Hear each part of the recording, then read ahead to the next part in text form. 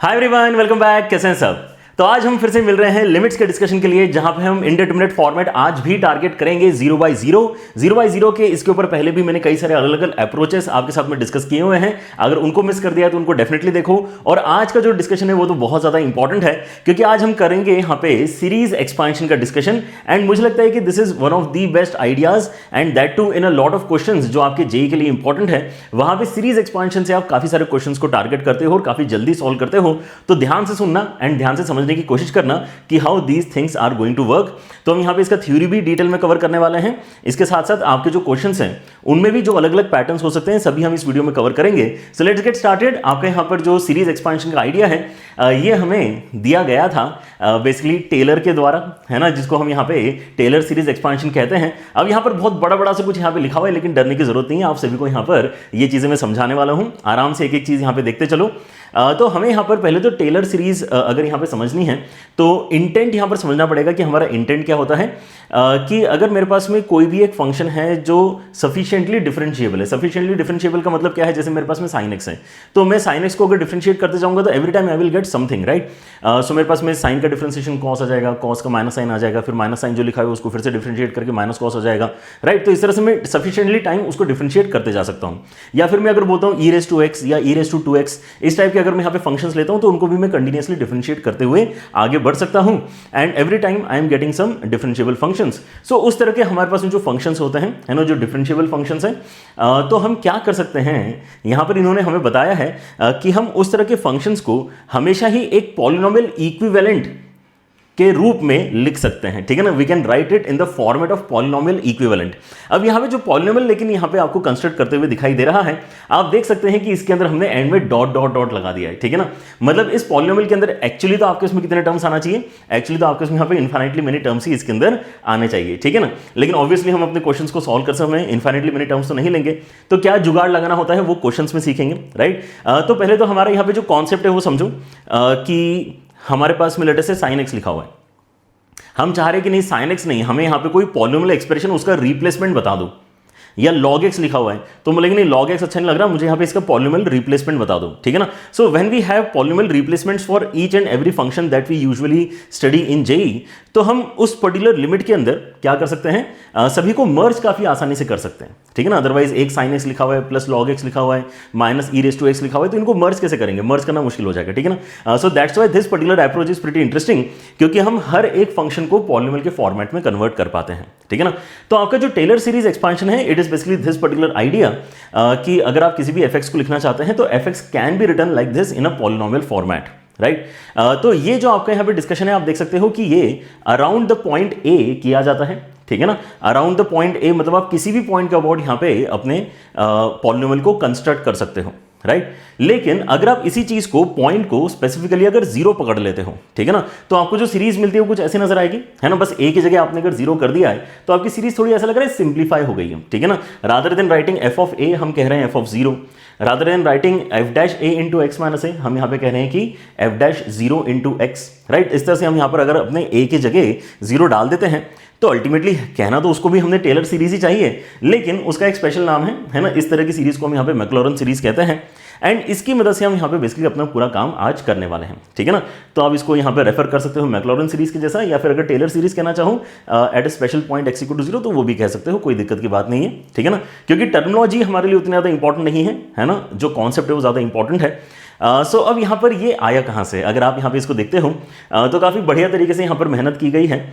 तो हम इसको क्या करते हैं, हम इसको थोड़ा सा डिटेल में समझने की कोशिश करते हैं, बिकॉज एंटायरिटी में तो आपको यहाँ पे तभी समझ में आएगा जब आप कॉलेज में जाके मैथमेटिक्स को और हायर लेवल पे पढ़ोगे, तो there you will be able to understand कि एक्चुअली टेलर सीरीज का प्रूफ क्या है। So what we are discussing is more of you can say kind of verification कि हाँ इस तरह से कुछ ना कुछ आपका एक्सप्रेशन बनाया जा सकता है, ठीक है ना। Because we are limited by the knowledge that we have for JEE, right. लेकिन हाँ एक बार हमें अगर ये समझ में आ जाते हैं कि हाँ वी एग्री विद दिस कि हाँ ये हमें जो दिख रहा है अच्छा दिख रहा है, तो इसको यूज हम डेफिनेटली करके हमारे लायक जो एक्सपांशंस हैं उनको याद करके रखना चाहेंगे, ठीक है ना। सो पहले हम यहाँ पे देखते हैं कि इन्होंने कहना क्या चाहा है। इन्होंने कहना चाहा है कि आपके इसमें कोई भी अगर एफ एक्स फंक्शन है तो आप उसको एक पॉलिनोमियल के फॉर्मेट में लिख सकते हो। तो हमारे दिमाग में जब भी पॉलिनोमियल आता है तो हम क्या कहते हैं कि अगर मेरे पास में कोई भी एफ फंक्शन है, ठीक है ना, तो पॉलिनोमियल अगर है तो मैं बोलूंगा कि यार देखो कोई तो कांस्टेंट फंक्शन आप alpha, constant value alpha not मान सकते हो, ठीक है ना। फिर आपका एक एक्स का कोएफिशिएंट इमेजिन करोगे आप, तो हम यहाँ पे उसको अल्फा 1 इंटू एक्स बोल देते हैं। फिर आप यहाँ पे एक्स स्क्वायर भी सोचोगे, फिर आप यहाँ पे एक्स क्यूब भी सोचोगे। तो इस तरह से हम यहाँ पे काफी बड़ा सा क्या सोच सकते हैं, एक एक्सपांशन सोच सकते हैं कि जो चलते ही जा रहा है, right. So we definitely want to see कि कोई पैटर्न यहाँ पे बेसिकली ये जो कोएफिशिएंट से इनमें निकल पा रहा है क्या, right, where we have already assumed कि हम ऐसा कर सकते हैं, right. So why am I saying कि ये एंटायरिटी में अपना प्रूफ नहीं है, क्योंकि हमने ये स्टार्टिंग में अज्यूम कर लिया कि हम ऐसा कर सकते हैं कि हम किसी भी एफ फंक्शन को एक पॉलिनोमियल के फॉर्मेट में लिख सकते हैं, हमने स्टार्टिंग में ही अज्यूम कर लिया, ठीक है ना। उस चीज को हम यहाँ पे अभी नहीं छेड़ेंगे ज्यादा, हम यहाँ पर लेकिन ये समझेंगे कि अगर कर सकते हैं तो फिर ये जो आपके कोएफिशिएंट्स हैं alpha not, alpha 1, alpha 2, alpha 3, ये सब क्या होने चाहिए, राइट। सो वो यहाँ पे करने का तरीका क्या है कि आपको यहाँ पर दिख रहा है कि यार अगर तो आगे कहीं ना कहीं आपको एक्स नजर आ ही रहा है, राइट। सो आप यहाँ पे अल्फा नॉट की वैल्यू अगर निकालना चाहते हैं तो एक बहुत ही सिंपल सा काम कर सकते हैं कि आप इसके अंदर 0 इनपुट में डाल सकते हैं। तो एफ ऑफ 0 अगर आप क्रिएट करते हो तो अल्फा नॉट बनता है। सो ये जो अल्फा नॉट की वैल्यू है ये आप अल्फा, ये जो है एफ ऑफ 0 अपने एक्चुअल एक्सप्रेशन में रिप्लेस कर देना आगे चल के, ठीक है। अगर मैं यहाँ पे अब अल्फा 1 अगर निकालना चाहता हूं तो हम क्या कर सकते हैं, डिफरेंशिएट कर सकते हैं। अगर आप इसी चीज को डिफरेंशिएट करोगे तो क्या आ गया, अगर आप यहाँ पे एफ को डिफरेंशिएट करोगे तो एफ डैश एक्स आएगा और आपको यहाँ पर मिलेगा अल्फा 1, राइट। ये तो 0 हो गया, यहाँ पे आपका x का डिफरेंशिएशन हो गया, यहाँ पे x स्क्वायर का डिफरेंशिएशन होगा तो आपको यहाँ पे 2 अल्फा 2 इंटू एक्स मिलेगा, यहाँ पे 3 अल्फा 3 इंटू एक्स स्क्वायर मिलेगा, यहाँ पे 4 अल्फा 4 इंटू एक्स क्यूब मिलेगा और इस तरह से पूरा एक्सपेंशन अभी भी आपको नजर आने वाला है, right. Again if you have to find what is alpha 1 तो आप यहाँ पे फिर से 0 डाल सकते हैं एंड 0 अगर आप यहाँ पे डालोगे तो आपको क्या मिल जाएगा, एफ डैश 0 मिल जाएगा as the value of alpha 1, right. So again we have something that we can replace in the original expression, ताकि हमें यहां पर क्या पता चल जाए, ताकि हमें यहां पे जो है एक अल्फा नॉट, अल्फा 1, अल्फा 2 ये सब जो रिप्लेसमेंट्स है उसके बाद में एक डिसेंट इनफ इक्वेशन हमारे पास में आ जाए, है ना। उसके लिए हम ये सब काम कर रहे हैं। अगर मैं एक बार और डिफरेंशिएट करता हूं इस चीज को तो मैं यहां पर किसके ऊपर कमेंट कर पाऊंगा, ऑब्वियसली अल्फा 2 के ऊपर कमेंट कर पाऊंगा एंड उसके लिए मुझे एफ डबल डैश एक्स निकालना चाहिए। एफ डबल डैश एक्स अगर आप यहां पे निकालते हो तो आपके पास में आता है 2 अल्फा 2, उसके बाद में आता है 3 इंटू 2 अल्फा 3 एक्स, फिर आता है यहाँ पे 4 into 3 into alpha 4 x square और इस तरह से आगे भी सारी चीजें आपके डिफरेंशिएट होती चलेंगी। अब अगर आप यहाँ पे 0 डाल देते हो तो कितना हो जाएगा, एफ डबल डैश 0 आपका यहाँ पर हो जाएगा 2 अल्फा 2 के बराबर। मतलब अगर आप कहना चाहें तो यहाँ से आप कंक्लूड कर सकते हैं कि अल्फा 2 जो है वो किसके बराबर है, वो half of F double dash 0 के बराबर है, ठीक है ना। And can you do this further, क्या हम फर्दर यही काम आगे कंटिन्यू करवा सकते हैं क्या, एक बार और डिफरेंशिएट करके देख लें अगर आपको चाहिए तो। लेट मी सी, अगर मैं एक बार और डिफरेंशिएट करता हूं, ओके यहाँ पर ही कर लेते हैं, let me create a space over here and आपको थोड़ा सा यहाँ पर आइडिया लग जाएगा कि हाँ यार हम जो बेसिकली कोएफिशिएंट्स याद करने की बोल रहे हैं वो उसमें दम तो है ना। ऐसा नहीं है कि हम यहाँ पे कुछ रैंडम चीज़ आपको याद करने के लिए बोल रहे हैं। अगर मैं तीसरी बार डिफरेंशिएट करता हूँ तो क्या होगा, अगर मैं तीसरी बार डिफरेंशिएट करने के लिए बोलता हूँ तो यहाँ पर आपके इसमें कितना आ जाएगा, 3 इंटू 2 अल्फा 3, है ना, 3 इंटू 2 अल्फा 3। अच्छा एक काम और हम यहाँ पे कर सकते हैं, आप यहाँ पे नोटिस करो कि जब मैंने यहाँ पे इस टर्म को डिफरेंशिएट किया था तो x की पावर 1 का डिफरेंशिएशन है, तो x की पावर 1 के डिफरेंशिएशन को आपने हालांकि 1 लिख दिया, लेकिन इसको लिखते समय हम क्या कर सकते हैं, x की पावर 1 है ना तो 1 नीचे उतार के लाएं एंड x की पावर में 0 हो गया इसलिए यहाँ पर इसको गायब कर देते हैं, यहाँ पे 1 भी आएगा। तो यहाँ पे 2 इंटू 1 बेसिकली आपको नजर आना चाहिए। तो ये जो 2 इंटू 1 है बेसिकली क्या बन जाता है, ये 2 फैक्टोरियल आपका बन जाता है। क्या बन जाता है, 2 फैक्टोरियल। एंड उसी तरीके से जब मैं आगे एक बार और डिफरेंशिएट करके आपको दिखा रहा हूं तो यहां पर ऑलरेडी ये वाला टर्म तो आपका हट जाएगा। यहां जब आप x को डिफरेंशिएट करोगे तो वापस एक 1 में यहां पे नीचे लेके आना चाहता हूं। सो 3 इंटू 2 इंटू 1 के साथ में आपको अल्फा 3 मिल रहा है एंड देन आगे वाले टर्म्स में फिर से वही दिक्कत है कि यहाँ पे कोई ना कोई x तो आपका बचेगा। सो 4 इंटू 3 इंटू 2 हो चुका है, यहाँ पे अल्फा 4 आ जाएगा, साथ में x आएगा एंड ये चीज आगे बढ़ती जाएगी। अगेन अगर मैं इसके अंदर 0 डाल देता हूं तो क्या हो जाएगा, 0 डालने से आपका जो ट्रिपल डेरिवेटिव है जो 0 पे हम कैलकुलेट करेंगे उसकी वैल्यू आ जाएगी 3 factorial into alpha 3। That's why alpha 3 का रिप्लेसमेंट अगर आपको चाहिए तो 1/3 फैक्टोरियल के साथ में आपको ट्रिपल डेरिवेटिव एट 0 इस वैल्यू को रिप्लेस करना चाहिए। क्या ये क्लियर है? तो इस तरीके से आप क्या कर सकते हो, इस तरीके से आप यहाँ पे सभी के ऊपर कमेंट कर सकते हो कि ये जो आपने बेसिकली कोएफिशिएंट्स इमेजिन किए हैं वो एक्जैक्टली क्या होना चाहिए, ठीक है ना। देखो यहाँ पर ध्यान से, जो आपका सबसे पहला वाला अल्फा नॉट है ना, यहाँ पे कांस्टेंट जो है वो एफ ऑफ 0 ही है। फिर आपका जो एक्स के साथ में कोएफिशिएंट है अल्फा 1 वो एफ डैश 0 के ही बराबर है। जो आपका एक्स स्क्वायर का कोएफिशिएंट है उसके अंदर second derivative at 0 and then 2 factor से डिवीजन। जो आपका एक्स क्यूब का कोएफिशिएंट है उसके अंदर third derivative at 0 and then 3 factorial से डिवीजन। एक्जैक्टली यही सारी चीजें हम भी यहाँ पे रियलाइज कर पा रहे हैं, ठीक है ना। तो अगर तो हम यहाँ पे मान लेते हैं कि yes there is a possibility कि हाँ हम अपने पॉलिनोमियल फंक्शन को एक्सप्रेस करना चाहें, किसी भी फंक्शन को अगर पॉलिनोमियल फॉर्मेट में एक्सप्रेस करना चाहें, then these should be the coefficients for sure. और हमारा जो पॉलिनोमियल है वो इसी तरीके से कहीं ना कहीं दिखाई देना चाहिए, राइट। सो क्योंकि हमें यहाँ पे इस सीरीज के ऊपर अब यहाँ पे थोड़ा भरोसा हो रहा है कि हाँ ठीक है, ये जो लिखने की कोशिश है इसमें कुछ सेंस तो बन रहा है, राइट। सो हम क्या कर सकते हैं, हमारे जो जान पहचान के फंक्शंस हैं उनके ऊपर ये सीरीज अप्लाई करके, है ना, उनके एक्सपांशन एक बार क्रिएट करने की कोशिश कर सकते हैं। सो सबसे फेमस तो आपका यहाँ पे e⁻x ही है ना। इसको हम अगर यहाँ पे देखें, स्टडी करें कि यार इसका एक्सपांशन क्या बनना चाहिए, राइट। सो हमें पता है कि हमें क्या क्या चाहिए, फंक्शन की वैल्यू 0 पे, derivative at 0, double derivative at 0, ये सारे वैल्यूज हमें बेसिकली चाहिए। तो देखो फंक्शन का वैल्यू तो दिया ही हुआ है, ऐसा करते हैं कि हम एक एक करके डेरिवेटिव्स भी लिखना स्टार्ट करते हैं। सो आप यहाँ पे नोटिस करोगे कि ये सबसे ज्यादा इजी आपका फंक्शन है to basically apply and find the series expansion. क्यों? क्योंकि आप जब डेरिवेटिव निकालोगे तो आपको वही फंक्शन मिल रहा है, डबल डेरिवेटिव निकाल के भी वही फंक्शन मिल रहा है ना। हर एक डेरिवेटिव पे आपको e⁻x ही मिलने वाला है, और अगर हर एक डेरिवेटिव पे आपको e⁻x मिल रहा है तो मतलब 0 डाल के सभी का आंसर भी सेम ही आएगा, राइट। सो कितना आने वाला है वो आंसर, अगर आप फोर्थ डेरिवेटिव देखोगे वो भी आपका कितना आएगा, वो भी आपका बेसिकली e⁻x ही आएगा। तो अगर मैंने 0 डाला है तो f'0 का वैल्यू भी आपका 1 है, इंस्टेड f(0) का वैल्यू भी आपका 1 है, right.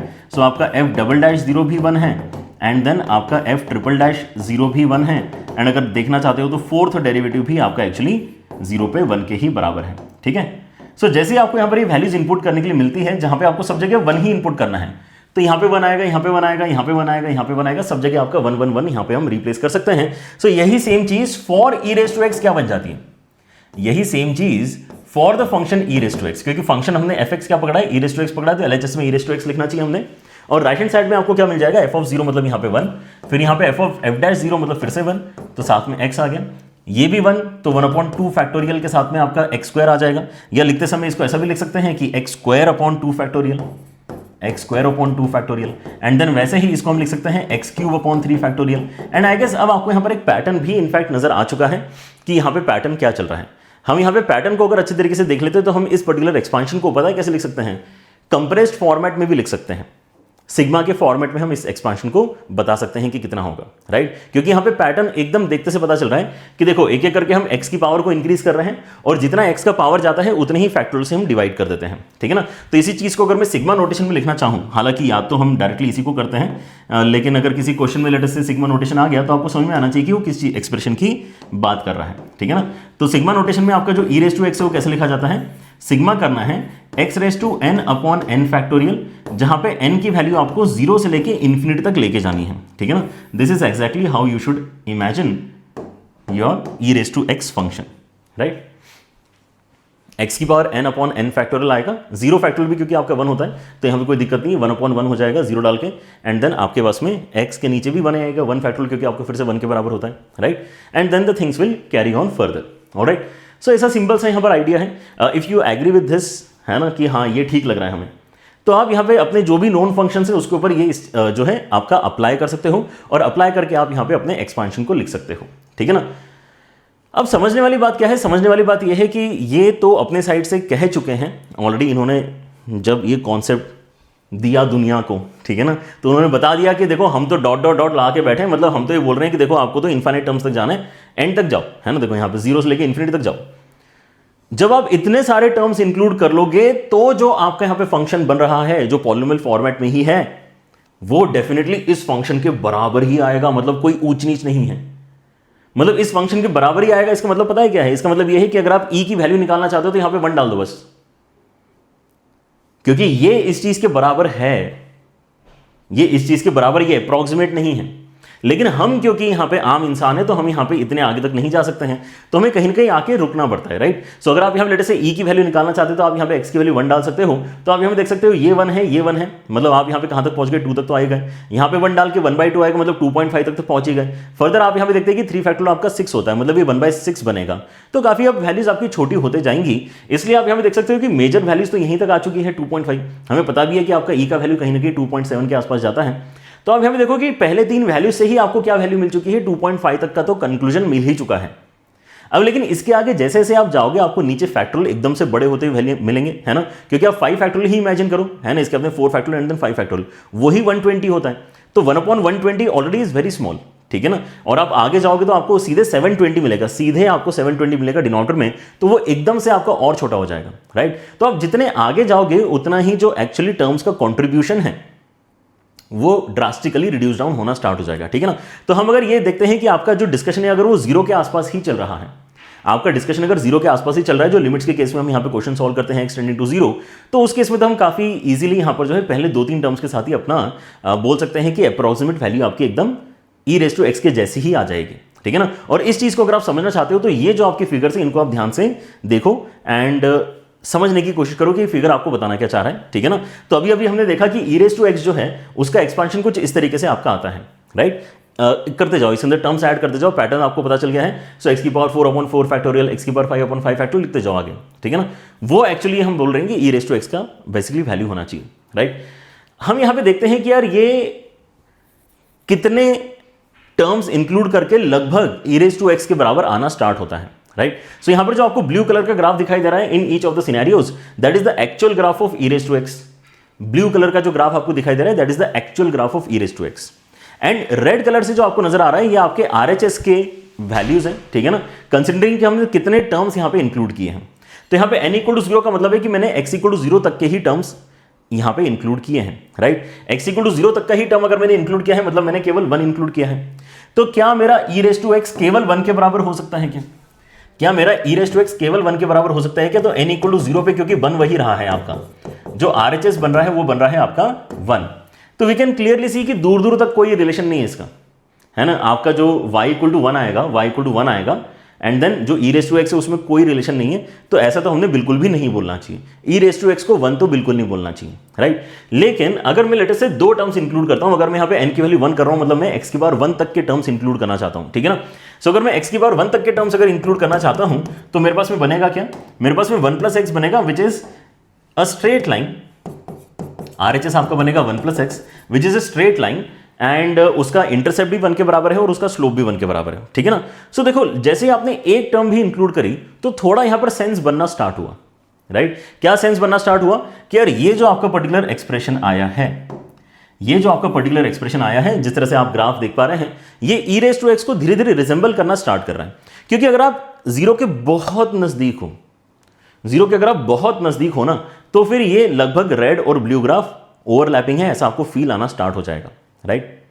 But we can do better, है ना। रादर देन सेइंग कि हम तो e⁻x को 1 + x से रिप्लेस कर रहे हैं, हम कह सकते हैं कि चलो थोड़ा सा और आगे बढ़ के देखते हैं। अगर मैं यहाँ पे x² तक के टर्म्स को अगर इंक्लूड कर रहा हूं तो मेरा RHS बन जाएगा 1 + x x²/2। 2 फैक्टोरियल भी लिख लो अभी के लिए, कोई दिक्कत नहीं है। बट अल्टीमेटली एक क्वाड्रेटिक आपको मिला है, राइट। सो जो क्वाड्रेटिक आप प्लॉट करोगे वो कौन सा आएगा, ये रेड कलर का क्वाड्रेटिक आएगा। इस तरह से पैराबोला जो आपको यहां पे फील हो रहा है ये क्या है आपका, ये बेसिकली इस पर्टिकुलर क्वाड्रेटिक पैराबोला का ग्राफ है, right. And now you can see कि धीरे धीरे आप क्या कर सकते हो, धीरे धीरे आप यहां पे जो अपना एक्सटेंशन है उसको देख सकते हो कि पहले तो एकदम जीरो के नजदीक ही ये दोनों ओवरलैप होते हुए नजर आ रहे थे, लेकिन जैसे आपने नंबर ऑफ टर्म्स इंक्रीज किए अब थोड़ा सा आप जीरो से दूर भी जा पा रहे हो, right. And that is what you should notice as you proceed.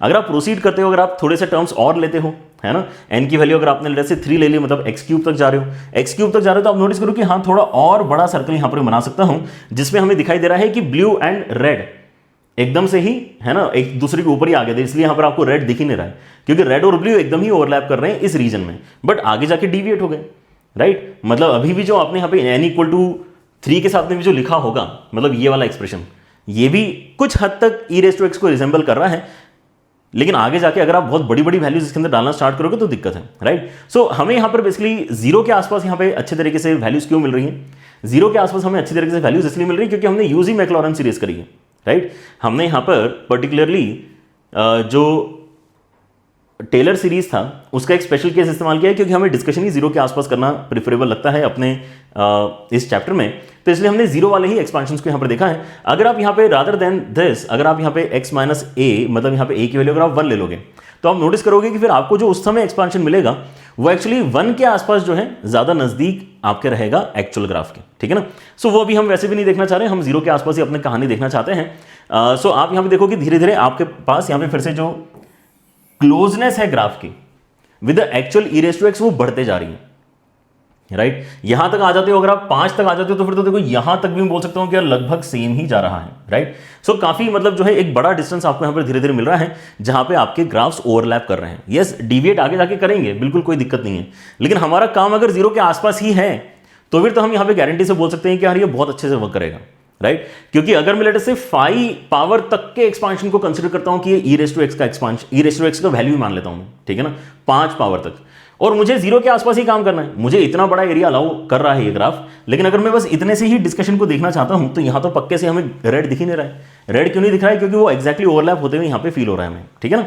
So that is the reason कि आपके यहां पर जो कैलकुलेशन पर्सपेक्टिव से रिक्वायरमेंट होता है वो इनिशियली 2-3 टर्म्स लेके भी मीट हो जाएगा, राइट। सो आपको जब भी यहां पे एक्सपांशन का यूज करने की जरूरत पड़ेगी, आप यहां पे नोटिस करना कि आपके क्वेश्चन में है ना जो पहले 2 टर्म्स, पहले 3 टर्म्स दिखाई देते हैं उतने में ही आपका काम हो जाता है, right. Because we are mostly solving questions that are tending to 0, and tending to 0 में जो मैक्लॉरेन सीरीज के एक्सपांशन से बहुत बढ़िया काम करते हैं हमारे, राइट। ऑलराइट, सो अगर आपको यहां पर ये थॉट क्लियर हुआ है कि how this is going to help us, तो एक बार थोड़ा सा कॉन्फिडेंस बिल्डिंग के लिए एक बार दूसरे फंक्शन को भी हम यहां पे कैलकुलेट करके देखते हैं। लेट अस से sin x में यहां पर अगर पकड़ता हूं तो यहां पर आपका जो एक्सपांशन आएगा, सीरीज एक्सपांशन आएगा, वो कैसा नजर आएगा, let us try to look at that. So again इसके डिफरेंशिएशन में कोई दिक्कत नहीं है। आपका जो f' आएगा वहां पे cos x बनेगा, आपका जो f" आएगा उसमें माइनस ऑफ sin x बनेगा, आपका जो f'' आएगा वहां पर आपका माइनस ऑफ cos x बनेगा, बिकॉज साइन का डेरिवेटिव cos हो गया। अगर फोर्थ डेरिवेटिव देखता हूं तो यहां पे आपका cos का डेरिवेटिव, क्योंकि माइनस साइन होता है तो यहां पे प्लस साइन आ जाएगा, and then again you will see कि सेम जर्नी आपकी बिगिन हो गई है, ठीक है ना, क्योंकि we are again at sin x, तो इसका डेरिवेटिव कितना आ जाएगा, cos x आ जाएगा, and then we can proceed further. Alright, so हम यहां पर क्या करना चाहते हैं, हम यहां पे हर एक जो हमने कैलकुलेशन किया है डेरिवेटिव का उस पर निकालना चाहते हैं 0 वाली वैल्यू। तो f(0) कितना होगा, f'(0) कितना होगा, f"(0) कितना होगा, f'(0) कितना होगा, ठीक है ना, f'(0) कितना होगा, एंड 5th'(0) कितना होगा। यहां तक करते हैं, है ना, और आगे तक जाने तो जा सकते हैं वैसे, लेकिन आप यहाँ पे नोटिस करो कि साइन का कॉस हो गया, फिर माइनस साइन हो गया, फिर माइनस साइन से माइनस कॉस हो गया, है ना, फिर यहाँ पे साइन हो गया, कॉस हो गया, ठीक है। तो आप अगर 0 डालते हो तो यहाँ पर कितना आएगा, यहाँ पे आपका 0 आएगा, यहाँ पे 0 डाल के आपका वैल्यू 0 बन रहा है, ठीक है ना। यहाँ पे 0 डाल के 1 आएगा, यहाँ पे 0 डाल के अगेन 0 आया, यहाँ पे 0 डाल के -1 आया, यहाँ पे 0 डाल के आपका 0 आया, यहाँ पे 0 डाल के आपका +1 आया, ठीक है ना। तो आपको यहाँ पे मतलब ऑल्टरनेट वैल्यूज तो 0 ही मिलने वाली, मतलब वो टर्म्स आपकी गायब ही हो जाएंगे, ठीक है ना। सो आपका f(0) कहाँ लिखा हुआ है, कॉन्स्टेंट के प्लेस में, तो वो तो चला ही गया। डबल डेरिवेटिव 0 कहाँ लिखा हुआ है, x² के साथ में, तो वो भी चला गया। मतलब आपके उसमें जो ऑड पावर से पहली बात तो वही बचने वाली है, ये चीज हमने अब रियलाइज करनी चाहिए। क्या रियलाइज कर रहे हैं कि साइन का जो एक्सपांशन आपके यहाँ पे क्रिएट होने वाला है, पॉलिनोमियल एक्सपांशन, उसके अंदर केवल और केवल क्या दिखाई देंगे, आपके ऑड पावर्स ही आपको नजर आएंगे, ठीक है ना। fx क्या है यहाँ पे हमारा, fx हमारा बेसिकली यहाँ पे sin x हो चुका है। तो sin x को हमने क्या लिखना चाहिए वो हम यहाँ पे डिस्कस करना चाहते हैं, ठीक है ना। तो sin x को हमने यहाँ पे जो है पहला वाला टर्म तो 0 हो गया, 0 डाल के यहाँ पे डालना है मुझे +1, तो ये सिंपली x हो गया। फिर यहाँ पे फिर से 0 डालना है तो ये तो हट गया। फिर यहाँ पे मुझे -1 डालना है तो यहाँ पे हो जाएगा -x³ फिर इसके बाद का टर्म जो आएगा पावर 4 वाला वो फिर से 0 हो जाएगा। पावर 5 वाला जो टर्म है उसको पहले इमेजिन करो, 5th डेरिवेटिव एट 0, नीचे 5 फैक्टोरियल, यहाँ पे x⁵, लेकिन वहां लिखना है आपको +1, मतलब यहाँ पे आ जाएगा +x⁵/5 factorial, and this is how your expansion actually continues up to infinity. So again you can find some pattern in this, है ना, कि आपको अगर डायरेक्टली याद रखना है या आपको लेटर से 10 टर्म्स भी लिखने के लिए अगर मैं बोल दूं तो आप काफी इजीली लिख सकते हो, क्योंकि यहाँ पे पैटर्न नोटिसेबल है, राइट। नोटिसेबल पैटर्न क्या है कि आपके साइन के एक्सपांशन को अगर आप लिखते हो तो उसके अंदर पहली बात तो केवल ऑड पावर से लिखनी है, तो x, x³ x⁵, x⁷, x⁹, x�11, इस तरह से ही मैं अपने टर्म्स इमेजिन कर रहा हूं। पहली बात तो जितना भी पावर है उतना ही फैक्टोरियल आपको नीचे दिखाई दे रहा है, तो that again is pretty easy to do. आपने x⁻11 का टर्म अगर लिखा है तो नीचे 11 फैक्टर लिखना ही है। और प्लस माइनस का क्या है यहाँ पे कि ऑल्टरनेट चल रहा है, सो प्लस माइनस इस तरह से आप ऑल्टरनेट लगाते हो आगे बढ़ सकते हो। Why, because sine and cos के डेरिवेटिव्स के जो वैल्यूज है वो इस तरह से आपके वर्कआउट कर रहे हैं, right. So this is what we call as the series expansion, Taylor series expansion of sin x, alright. Alright, so हमने यहाँ पे अब ये जो पर्टिकुलर एक्सपांशंस लिखे, मैक्लॉरेन कह सकते हो इसको कहने के लिए, है ना, Maclaurin series expansion of sin x। इस तरह से आप बेसिकली है ना अगर करके देखना चाहो तो बाकी सभी फंक्शंस जो आपको पता हैं जिनको आप बार बार डिफरेंशिएट कर सकते हो वो आपके यहाँ पे निकल कर आ जाएंगे। सो अब यहाँ पे आगे मैं बहुत ज़्यादा सॉल्व करके नहीं दिखा रहा हूँ because we are more interested in how what the series expansions are and then how to use those in questions, उसके ऊपर हम ज़्यादा फोकस करने वाले हैं। लेकिन मुझे लगता है कि जितना समय अभी हमने यहाँ पे स्पेंड किया है ज़्यादा नहीं है, 20-25 मिनट हमने यहाँ पे स्पेंड किए हैं, but that has given you some perspective on what these expansions truly are. क्योंकि अगर मैं पहली पेज अगर यही रखता तो भी आपके क्वेश्चन सॉल्व करते आपको आ जाते हैं, मैं सिखा देता आपको कि क्वेश्चन कैसे सॉल्व करते हैं, जो कि मोस्ट ऑफ द टीचर्स कर भी देते हैं, ठीक है ना, कि बता दिया कि ऐसा होता है और फिर बता दिया कि उसके क्वेश्चन कैसे सॉल्व करना है। लेकिन उससे हमें हमेशा बैक ऑफ द माइंड में रहता है कि यार क्यों ऐसा क्या है यहाँ पे कि e रेज़ टू x को हम यहाँ पे 1 + x + x² 2 फैक्टोरियल लिख पा रहे हैं। तो ये जो 20-25 मिनट का डिस्कशन है that has given you some perspective on this, but yes मैं फिर से यहाँ पर आपको बता देता हूँ कि हमने यहाँ पर जो इनिशियल स्टेप अज्यूम किया है, आपको ऐसा लग सकता है कि हमने पूरा डेरिवेशन किया है, ठीक है ना, लेकिन यहाँ पे मिसिंग है चीज़ें जो आपको भी हायर मैथमेटिक्स में जाके सीखने के लिए मिलेंगी। ऐसा लग सकता है कि हाँ सर हमने ही तो निकाले हैं α0, α1, α2, α3 के वैल्यूज़, तो आपने डेरिवेशन ही तो कर दिया है। हाँ, लेकिन डेरिवेशन का जो सबसे पहला स्टेप है वही तो मैंने अज्यूम कर लिया कि ऐसा लिखा जा सकता है। ये चीज़ भी प्रूव करने वाली ना कि हम कैसे मान ले कि ऐसा लिखा जा सकता है, right. So that is the reason कि हम यहाँ पे इसको कंप्लीट प्रूफ नहीं बोल रहे हैं, but still it is a decent enough discussion at this level of understanding कि आपके एक्सपांशंस बनने तो चाहिए, ठीक है ना, और कैसे बनना चाहिए वो आपके इसी तरह से कुछ तो एक्सपांशंस बनना चाहिए, ये हम यहाँ पे गारंटी कर सकते हैं, राइट। चलिए, सो आपको यहाँ पर अब एक एक करके मैं दिखा देता हूँ कि कौन कौन से एक्सपांशंस आपके लिए इंपॉर्टेंट है, ठीक है ना। e रेज़ टू x और sin x तो एक्चुअली हमने पूरा एंड टू एंड है ना फॉर्मूला डिराइव किया अपने हाथ से, ठीक है ना, कंसिडरिंग कि हमें मैक्लॉरिन सीरीज समझ में आ गई है तो हमने इनको अपने हाथों से जो है कैलकुलेट करके देखा, एकदम यही वैल्यूज हमारे निकल रहे थे। पैटर्न भी स्टडी करते आ गया है तो इसको मतलब जो है याद करना भी ज़्यादा मुश्किल नहीं है, राइट। ऐसे ही आप यहाँ पे नोटिस करोगे कि ln ऑफ 1 + x का एक्सपांशन भी याद करना बिल्कुल भी जो है मुश्किल नहीं है। यहाँ पे आप x से स्टार्ट करोगे, हर एक पावर आपको इंक्लूड करनी है, बट यहाँ नीचे फैक्टोरियल नहीं आ रहा है, इस बात को ध्यान रखना, ठीक है ना। इस पेज के ऊपर आप देख सकते हो कि मेजॉरिटी केसेस में फैक्टोरियल दिख रहा है, राइट। क्यों दिख रहा है? क्योंकि आपका फैक्टोरियल तो फॉर्मूले के अंदर ही आता है, राइट। लेकिन यहाँ कट पिट जाती हैं चीज़ें कट जाती हैं, ठीक है ना, इसलिए यहाँ पर आपको फैक्टोरियल नहीं दिख रहा है, ये अलग से ध्यान रखना है। तो ln ऑफ 1 + x जो है उसके अंदर आपको x दिखाई देगा, x² भी आएगा, x³ भी आएगा, x⁴ भी आएगा, सब आएंगे। जितना पावर आया है उतना ही नीचे आपका यहाँ पर जो है एक टर्म डिवीजन में आ रहा है। ये याद करने का तरीका बता रहा हूँ, आप भी ऐसे ही याद करोगे जब भी बैठोगे तब, ठीक है ना। और ऑल्टरनेट प्लस माइनस आपको लगाने हैं, start with plus then minus फिर प्लस फिर माइनस, इस तरह से आप यहाँ पे जितने भी टर्म्स लिखना चाहें अब लिख सकते हैं। अगला टर्म अगर आपको लिखना है तो ऑब्वियसली आप प्लस x⁵ 5/5 लिखोगे, उसके बाद में माइनस x⁵ 6/6 लिखोगे। That's how you should be basically writing the series अगर जरूरत पड़ती है तो, राइट। अब साइन को अगर आप ध्यान से देखते हो तो वैसा ही कुछ कॉस के साथ में हो रहा है, लेकिन इस बार हमारे पास में सारे इवन पावर्स बच रहे हैं, राइट। इवन पावर्स जो आपके बच रहे हैं उसके अंदर आप यहाँ पे देखो कि इसको भी आप इवन पावर बोल सकते हो, x⁵0, राइट। सो x⁵0 है, x⁵2 है, x⁴4 है, राइट। और ऑल्टरनेट यहाँ पर आपके प्लस माइनस इस बार भी चल रहे हैं, एंड जितना पावर है उतने ही फैक्टोरियल से आप डिवाइड भी कर रहे हो, ठीक है ना। सो मुझे लगता है कि ये जो पहले 4 हैं इनमें तो आपको जितने टर्म्स लिखने के लिए जरूरत पड़ती है आपको सारे लिखते आना चाहिए, क्योंकि पैटर्न है, राइट। तो हम जैसे AP GP में पैटर्न देख के कितने भी आगे तक के टर्म्स बता सकते हैं, वैसे इन एक्सपांशंस में भी आप अपने सारे आगे के टर्म्स बता सकते हो। दिक्कत स्टार्ट होती है बेसिकली tan x के एक्सपांशन से, क्योंकि यहाँ पे कोई पैटर्न ऐसे जो है विजिबली हमें दिखाई नहीं देता है जिसको हम रिपीट करके अगला टर्म बता पाए, ठीक है ना। तो यहाँ पर हमें डिपेंड करना पड़ता है अपनी मेमोरी के ऊपर और हमें इनको याद करना ही पड़ता है, ठीक है ना। जिनको लगता है कि वो ज़्यादा यहाँ पर जो याद नहीं रख पाएंगे चीज़ें, तो उनके लिए 2 टर्म्स अगर आप याद कर सकते हो तो 3 टर्म्स तक आप याद करके रखो, ठीक है ना। इससे ज़्यादा जरूरत नहीं पड़ेगी आपके जेई के क्वेश्चंस में, ठीक है ना। वैसे तो मुझे पता है कि 2 में ही आपका काम हो जाएगा, लेकिन कर लो, ठीक है ना। 3 याद कर लो, है ना, ताकि आप सेफर साइड में रहोगे। मतलब जेई में भले ही ना आए, लेकिन आपको मॉक टेस्ट वगैरह में इधर उधर क्वेश्चंस मिलते रहते हैं, उसके अंदर परेशान करने के लिए कभी अगर पूछ देते हैं कि यार जरूरत पड़ रही है x⁵ तक की, तो भी आपको पता रहेगा, ठीक है। So this page is very important. इसके ऊपर जितने भी एक्सपांशन है सब आपको याद रखने हैं। यहाँ पे मैंने बता दिया, आप भी यहाँ पे रियलाइज करोगे कि एफर्ट मारने पड़ेंगे। 2 टर्म्स के लिए एफर्ट तो डेफिनेटली मारो, x + x³ 3, राइट। अच्छा, यहाँ पर हमने अपने जो इनिशियल लेक्चर्स थे लिमिट्स के उसके अंदर ये भी नोटिस किया था with simple idea of graphs कि sin x को हम नियरली x लिख सकते हैं, tan x को हम नियरली x लिख सकते हैं। वहाँ पर मैंने आपको बोला भी था जब हम एक्सपांशंस देखेंगे तो आपको क्लियर होगा कि और भी टर्म्स आनी चाहिए, है ना। तो ये है वो सारी टर्म्स जो आपने कंसिडरेशन में लेना है। So it is not that कि every time sin x can be written as x, it is not that every time tan x can be written as x। वो क्वेश्चन पे डिपेंड करता है। जब हम इनिशियल लेक्चर्स में अपना discussion कर रहे थे तो वहां पे चल जा रहा था सो आज जो हम क्वेश्चन करेंगे और उन लेक्चर्स के अंदर जो हमने क्वेश्चन किए थे जहां पे sin x को हमने सीधे सीधे x से रिप्लेस कर दिया था, tan x को सीधे सीधे x से रिप्लेस कर दिया था, ट्राई टू सी कि उन दोनों क्वेश्चंस में डिफरेंस क्या है, राइट। सो आपको रियलाइज होगा कि वहां पे उतना ज्यादा प्रिसीजन की जरूरत नहीं थी आपको, मतलब आगे के टर्म्स लिखने से कोई ऐसे जो है आंसर में बदलाव नहीं फील हो रहा था।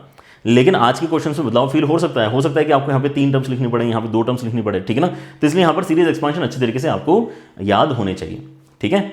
अपार्ट फ्रॉम दिस जरूरत पड़ सकती है साइन इनवर्स के एक्सपांशन की, टैन इनवर्स के एक्सपांशन की, ठीक है ना। तो यहाँ पर फिर से आप देख सकते हो कि बहुत अच्छा पैटर्न तो है नहीं, तो स्टिल आई विल रिकमेंड कि आपने यहाँ पे 2 टर्म्स तो कम से कम याद करनी है, ठीक है ना। ये मेरा रिकमेंडेशन है, आप इससे आगे जाना चाहते हो तो कौन मना करेगा आपको, है कि नहीं, और आगे जाना तो आप डेफिनेटली जा सकते हो, right. Alright, and the last one is pretty famous, है ना, 1 + x की पावर n। हम यहाँ पे अलग अलग चैप्टर्स में पढ़ते हैं, ठीक है ना। हम बाइनोमियल थ्योरम भी अलग से यहाँ पे चैप्टर पढ़ते हैं जिसके अंदर इसका डिस्कशन आता है, एंड ये हम पढ़ते हैं टुवर्ड्स द एंड। बाइनोमियल में इस तरह का डिस्कशन जो इन्फिनिटी तक जाता है, ये होता है नेगेटिव एंड फ्रैक्शनल इंडाइसेस का डिस्कशन, ठीक है ना। हम जो मेजर चैप्टर पढ़ते हैं यहाँ पे बाइनोमियल, अगर आपने यहाँ पे लेटेस्ट 10 लेक्चर में कंप्लीट किया है, सो 9 लेक्चर तक तो आपको ये दिखाई नहीं देता। 9 लेक्चर्स तक तो हम यहाँ पर वही वाला एक्सपेंशन लिखते हैं, C0 + C1x + C2x², वही वाला एक्सपेंशन हम फॉलो करते हैं, ठीक है ना। लेकिन जैसे ही आप यहाँ पे n को फ्रैक्शनल या नेगेटिव करते हो, ठीक है ना, तो पहली बात तो NCR आउट ऑफ पिक्चर हो जाता है, क्योंकि n का वैल्यू अगर नेगेटिव है फ्रैक्शन है तो NCR आपका टर्मिनोलॉजी काम नहीं करेगा। तो वहां पर हम क्या बोलते हैं कि चलो फिर हम यहाँ पे NC1 नहीं लिख के इसको क्या बोलते हैं, इसको C0 नहीं बोल के इसको 1 ही बोल देते हैं ना, 1 वैल्यू है उसकी। इसको हम यहाँ पे जो है NC0 नहीं बोल के, सॉरी NC1 नहीं बोल के n बोल देते हैं, क्योंकि NC1 की ही वैल्यू है ये। तो हम यहाँ पे इन्हीं वैल्यूज को अगर NCR के फॉर्मेट में बोलते हैं तो इजीली लिख पाते हैं, इसलिए हम इंटीग्रल पॉजिटिव इंटीजर्स के केस में क्या करते हैं, NCR वाले फॉर्मेट में अपने एक्सपांशन को याद करते हैं, ठीक है ना। जैसे ही दिखाई देता है कि वो NCR काम नहीं दे रहा तो हम वापस आ जाते हैं अपने स्टैंडर्ड एक्सप्रेशन पे, जहां पे हम कहते हैं कि यार NC2 क्यों बोलना, NC2 काम नहीं कर रहा है आपका, तो आप NC2 की वैल्यू जो भी है वही लिखो, आने वाला तो वही है। तो n × n - 1/2 फैक्टोरियल हम यहाँ पे लिख सकते हैं इसको, राइट। सो आपके यहाँ पर ये जो एक्सपांशन बेसिकली बन रहा है, ये भी आप कैटेगराइज कर सकते हो एज मैक्लॉरन सीरीज। लेकिन यहाँ पे मैक्लॉरन सीरीज क्यों, क्योंकि इसको भी आप जो है टेंडिंग टू 0 पे आप काफी जल्दी यहाँ पर जो है देखोगे कि ये अप्रोच करेगा अपने एक्चुअल वैल्यू पे, ठीक है ना। जैसे हम यहाँ पर बोलते हैं कि इसका जो अप्रोक्सीमेशन है 1 + nx है, ये भी हमने पहले अपने लेक्चर्स में करके रखा है, ठीक है ना, कि 1 + x की बार n का एक्सपांशन 1 + nx होता है। वहां भी मैंने शायद आपको बोला होगा कि इट इज नॉट ऑलवेज कि 1 + nx होगा, है ना। In most of the cases 2 terms लेने से आपका काम हो जाता है, लेकिन 3 भी लेने की जरूरत पड़ सकती है, 4 भी लेने की जरूरत पड़ सकती है। सो हमें पता होना चाहिए कि यार बेसिकली, है ना, कितने टर्म्स हमें किसी भी क्वेश्चन में इस्तेमाल करने हैं। दैट इज मोर इंपॉर्टेंट कि आपको ये समझ में आ जाए। मतलब हम यहाँ पे अब करना क्या चाहेंगे, हम यहाँ पे देखना चाहेंगे कि ये जो आपके सारे एक्सपांशन है इनको हम क्वेश्चंस में यूज कैसे करेंगे, राइट। सो क्योंकि हमारे पास में ये तो इनफाइनाइट टर्म्स हैं, आइडियली तो हम यहाँ पे यही कह रहे हैं कि थ्योरी बता दी है कि जब आप इनफाइनाइट टर्म्स तक जाओगे तो एकदम आपको ऐसा लगेगा कि आपने वही फंक्शन ले लिया है, ठीक है ना, और वहां से जो आप यहाँ पे वैल्यूज वगैरह निकालो ऐसा लगेगा कि तुम उसी फंक्शन की वैल्यू निकाल रहे हो, ठीक है ना। बट प्रैक्टिकली हमें कहां तक, क्वेश्चन को देखते हुए हमें कहां तक एक्सपांशन कंसिडर करना चाहिए, ये भी हमें सीखना पड़ेगा, राइट।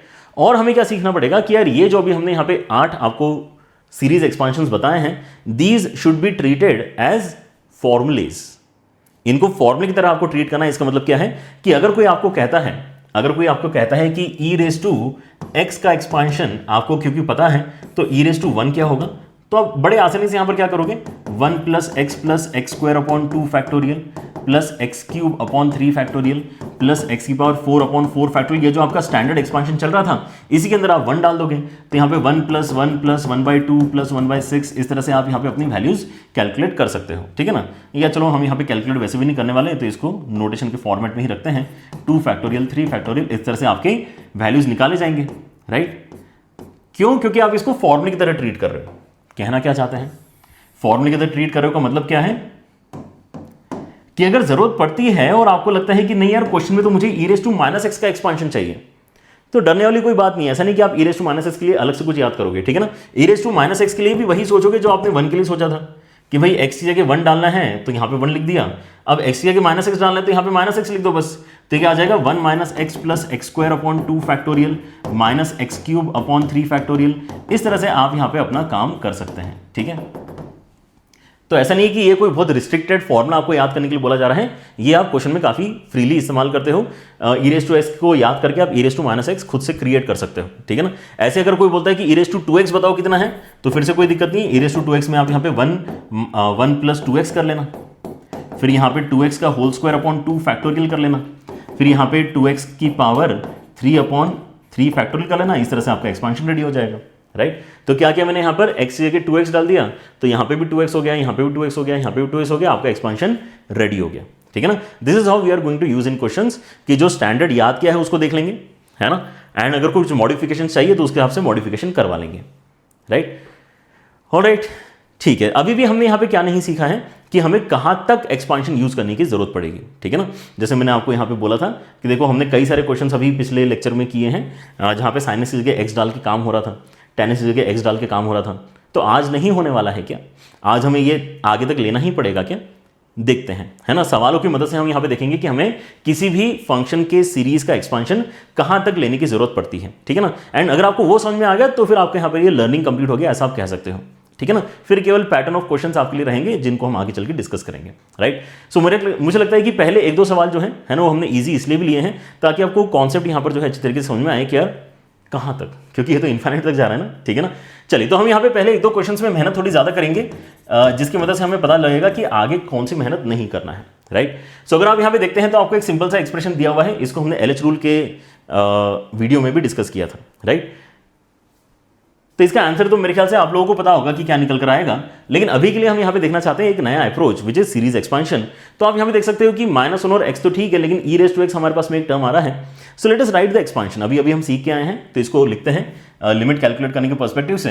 तो 1 + x + x² 2 factorial plus x³ 3 factorial plus x⁴ 4 factorial plus x⁵ 5 factorial कहाँ तक जाता है? ये तो इन्फिनिटी तक जाता है। तो कहीं ना कहीं आके तो दम तोड़ना पड़ेगा हमें, ठीक है ना, कि बस इसके आगे नहीं लिखेंगे, कहीं तो डॉट डॉट डॉट लगाना स्टार्ट करोगे, ठीक है ना। फिर क्या हो जाएगा, यहाँ पर -1 - x दिया हुआ है क्वेश्चन में, और नीचे आपको क्या मिल रहा है? नीचे आपको x² मिल रहा है, right. So what we notice in this particular arrangement is कि आपको यहाँ पे जो एक्स्ट्रा टर्म यहाँ पे दिया हुआ है, कौन कौन सा? -1 और -x, वो किसी रीजन से दिए हैं, क्योंकि यहां से आपका 1 और x कैंसिल हो जाता है, राइट। और जैसे आपका 1 और x कैंसिल हो गया तो आप अगली स्टेप में क्या कर सकते हो? न्यूमरेटर से x² कॉमन निकाल सकते हो, जो नीचे वाले x² के साथ में कैंसिल हो जाएगा।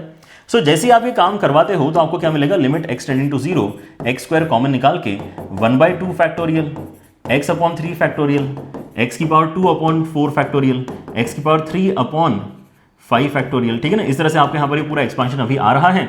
एंड नीचे आपके पास में क्या है? नीचे आपके इसमें x² है। तो पहली बात तो इसको कैंसिल करते हैं and let us basically substitute 0। Substitute अगर मैं 0 करूंगा इसके अंदर, तो यहां से आगे जो भी आपके पास में है वो सबका सब एक साथ 0 हो जाएगा, राइट। तो बचेगा क्या? 1/2 फैक्टोरियल, मतलब कितना आ जाएगा? 1/2 के बराबर। तो यही इस क्वेश्चन का आंसर है, ठीक है। तो यहां से हमें क्या समझना है? यहां से हमें इस क्वेश्चन से ये समझना है कि देखो, एक्सपांशन लिखने के लिए तो आप ईमानदारी से बहुत आगे तक लिख सकते हो, लेकिन किसके बाद में आपको जरूरत नहीं पड़ रही? इस क्वेश्चन में x² के बाद में आपको जरूरत नहीं पड़ रही है आगे के टर्म्स की, क्योंकि आपको पता है कि वो सारे के सारे टर्म्स अल्टीमेटली 0 होने वाली है, राइट। 0 क्यों होने वाली है? क्योंकि डिनोमिनेटर में आपकी हाईएस्ट पावर जो है वो 2 है। क्योंकि डिनोमिनेटर में हाईएस्ट पावर 2 है तो वो कैंसिल जैसे ही आपका हो जाता है और एक्स्ट्रा टर्म्स आपकी कैंसिल नहीं हो पा रही, तो x³ के अंदर तो अभी भी एक x बचेगा, x⁴ में 2 बचेंगे, यहाँ पे 3 बचेगा, और क्योंकि टेंडिंग टू 0 है तो इन वैल्यूज को तो 0 आगे चल के होना ही है। तो हम यहां पे अपनी मेहनत कम करने के लिए क्या बोल सकते हैं कि यार देखो, हम एक्सपांशन वहीं तक करेंगे जो आपके डिनोमिनेटर का हाईएस्ट पावर होगा। जो भी डिनोमिनेटर के अंदर पावर आपको इफेक्टिवली नजर आ रहा है, हाईएस्ट पावर कहने की जगह कहना चाहिए क्योंकि पावर तो एक ही होगा, तो कंपेयर करने का कुछ नहीं इसके अंदर। जो आपको यहां पर इफेक्टिव पावर नजर आ रहा है कहना चाहिए, है ना, जो भी आपको इफेक्टिव पावर बेसिकली नजर आ रहा है डिनोमिनेटर में, वहां तक ही एक्सपांशन करो। उसके आगे अगर आप कर रहे हो तो भी आंसर तो सही आएगा आपका। एक्सपांशन यहां पे मैंने क्योंकि आगे तक का कर दिया तो आंसर गलत थोड़ी आया, राइट। लेकिन वो यूजलेस मेहनत है आपकी, उसमें आपका टाइम वेस्ट हो रहा है, राइट। ओके, तो हम यहां पे क्वेश्चन में यूज कैसे करेंगे? 2 चीजें हैं। एक तो ये है कि आपके इसमें कोई अगर ऐसा क्वेश्चन आ जाता है जिसके अंदर स्टैंडर्ड सीरीज से हटके भी किसी चीज को आपको खुद से क्रिएट करना पड़ रहा है, तो आपको करते आना चाहिए। एंड यूज कैसे करेंगे क्वेश्चन में सीरीज एक्सपांशन? उसके अंदर फिर से इंपॉर्टेंट क्या हो जाता है आपका? डिनोमिनेटर की पावर को देखना है और फिर रियलाइज करना है कि हमें कहां तक एक्सपांशन करना चाहिए। उसके आगे करने का कोई मतलब नहीं है, ठीक है ना। कर लोगे तो भी आंसर सही आएगा, लेकिन टाइम बचाना है तो हम यहाँ पे वहीं तक करेंगे, ऑलराइट। सो लिमिट के अंदर हमारा यहाँ पर क्या हो रहा है? लिमिट के अंदर x टेंडिंग टू 0 है, एंड अब हम यहाँ पे x³ तक की एक्सपांशन लिखेंगे अपना, उससे एक भी एक्स्ट्रा टर्म नहीं लिखने वाला मैं, ठीक है ना। सो क्या आएगा यहाँ पे? e⁻x का expansion 1 + x + x² 2 factorial plus x³ 3 factorial. बस इसके बाद के टर्म्स यूजलेस है, मुझे पता है, तो मेहनत क्यों करूं? फिर अगर मैं e raise to minus x लिखता हूं तो हमें यहाँ पे ऑल्टरनेट प्लस माइनस मिलेगा, बस इतना ही डिफरेंस है। सो 1 minus x plus x square upon 2 factorial minus x cube upon 3 factorial, इस तरह से यहाँ पर एक्सपांशन लिख देते हैं। माइनस 2x क्वेश्चन में अलग से गिवन है, एंड नीचे अगर आप देखते हैं तो आपको क्या मिल रहा है, नीचे अगर आप देखोगे तो आपको एक्स क्यूब लिखा हुआ बस नजर आएगा और कुछ नहीं, राइट। सो क्या यहां पर भी वही सब काम होगा जो इसके पहले वाले क्वेश्चन में हुआ था, राइट। हमने एक एक्स्ट्रा सीरीज भी यहां पर जो है लिखी है क्वेश्चन में, हमने यहां पे लिमिटेड टर्म्स ही लिखे हैं क्वेश्चन में, जैसा हमने ऑपरेट करना चाहिए लगभग वैसे ही ऑपरेट किया है। सो लेट अस सी कि यहां पर जो है क्या यहां पर हमें बेनिफिट मिल रहा है। एक तो ये कि ये जो आपका 1 एंड 1 है ये आपस में कैंसिल हो जाएंगे, राइट। और क्या कैंसिल हो रहा है अगर आप ध्यान से देखेंगे तो आपका जो ये एक्स स्क्वायर बाय 2 फैक्टोरियल है और एक्स स्क्वायर बाय 2 फिर बीच में माइनस साइन है ना, तो ये दोनों भी आपके कैंसिल हो जाएंगे, ठीक है। अच्छा, फिर हम यहां पे देखते हैं कि क्या कैंसिल नहीं हो रहा है डायरेक्टली। सो डायरेक्टली यहां पर आपका जो x और x है ये कैंसिल नहीं हो रहा है, क्योंकि यहां पे माइनस माइनस आपका प्लस हो जाएगा। माइनस माइनस अगर आपका प्लस हो जाएगा तो ये 2x बनेगा, और इसलिए वहां पे अलग से 2x भी दिया हुआ है, राइट। अलग से 2x भी आपको दिया हुआ है, तो उसके साथ में ये दोनों मिलकर कैंसिल हो जाएंगे, ठीक है ना। So that's how basically everything which has a power less than the denominator actually gets cancelled out. क्योंकि अगर वो नहीं हो रहा है तो आपका आंसर ही नहीं आएगा। आप यहां से अगर ये 2x हटा के देखो, इनफैक्ट अभी हटा के देख ही लेते हैं, ठीक है ना। अगर यहां पे 2x नहीं होगा तो क्या होगा आपकी लाइफ में दिक्कत, राइट। अगर वहां पे अलग से माइनस 2x नहीं दिया हुआ होता तो हम क्या कहते हैं कि next step will be this कि x टेंडिंग टू 0, यहां पर आपका 2x बचा हुआ होता। यहां पे ये दोनों टर्म्स आपके मिलते हैं फिर से x क्यूब वाले टर्म्स आपके यहां पर मिलते, तो आपको क्या मिलता है यहाँ पे 2 times of x cube upon 3 factorial मतलब 6, राइट। ये बचता आपके पास में, और नीचे आपके इसमें आता है एक्स क्यूब। अब एक x में ऊपर नीचे से कैंसिल कर पा रहा हूं मैं, एक x ऊपर नीचे से कैंसिल कर पा रहा हूं बस। और जैसे आप वो एक x कैंसिल करोगे आपको इनडिटरमिनेंसी नहीं मिलेगी। इनडिटरमिनेंसी होती है 0/0, लेकिन उसके बाद आपको यहां पर जो मिलेगा that will not be 0/0, that will be constant upon 0, जो कि हमें पता है नॉट डिफाइंड है मैथ्स में। 0 डाल के देखोगे तो कितना हो जाएगा 2/0 टेंडिंग टू 0, मतलब ये आपका इंफिनिटी हो जाएगा, राइट। सो गड़बड़ हो गई ना। सो गड़बड़ कब होती है, गड़बड़ तब होती है जब आपके पास में डिनोमिनेटर में जो पावर है उससे छोटे पावर्स न्यूमरेटर में रह जाते हैं।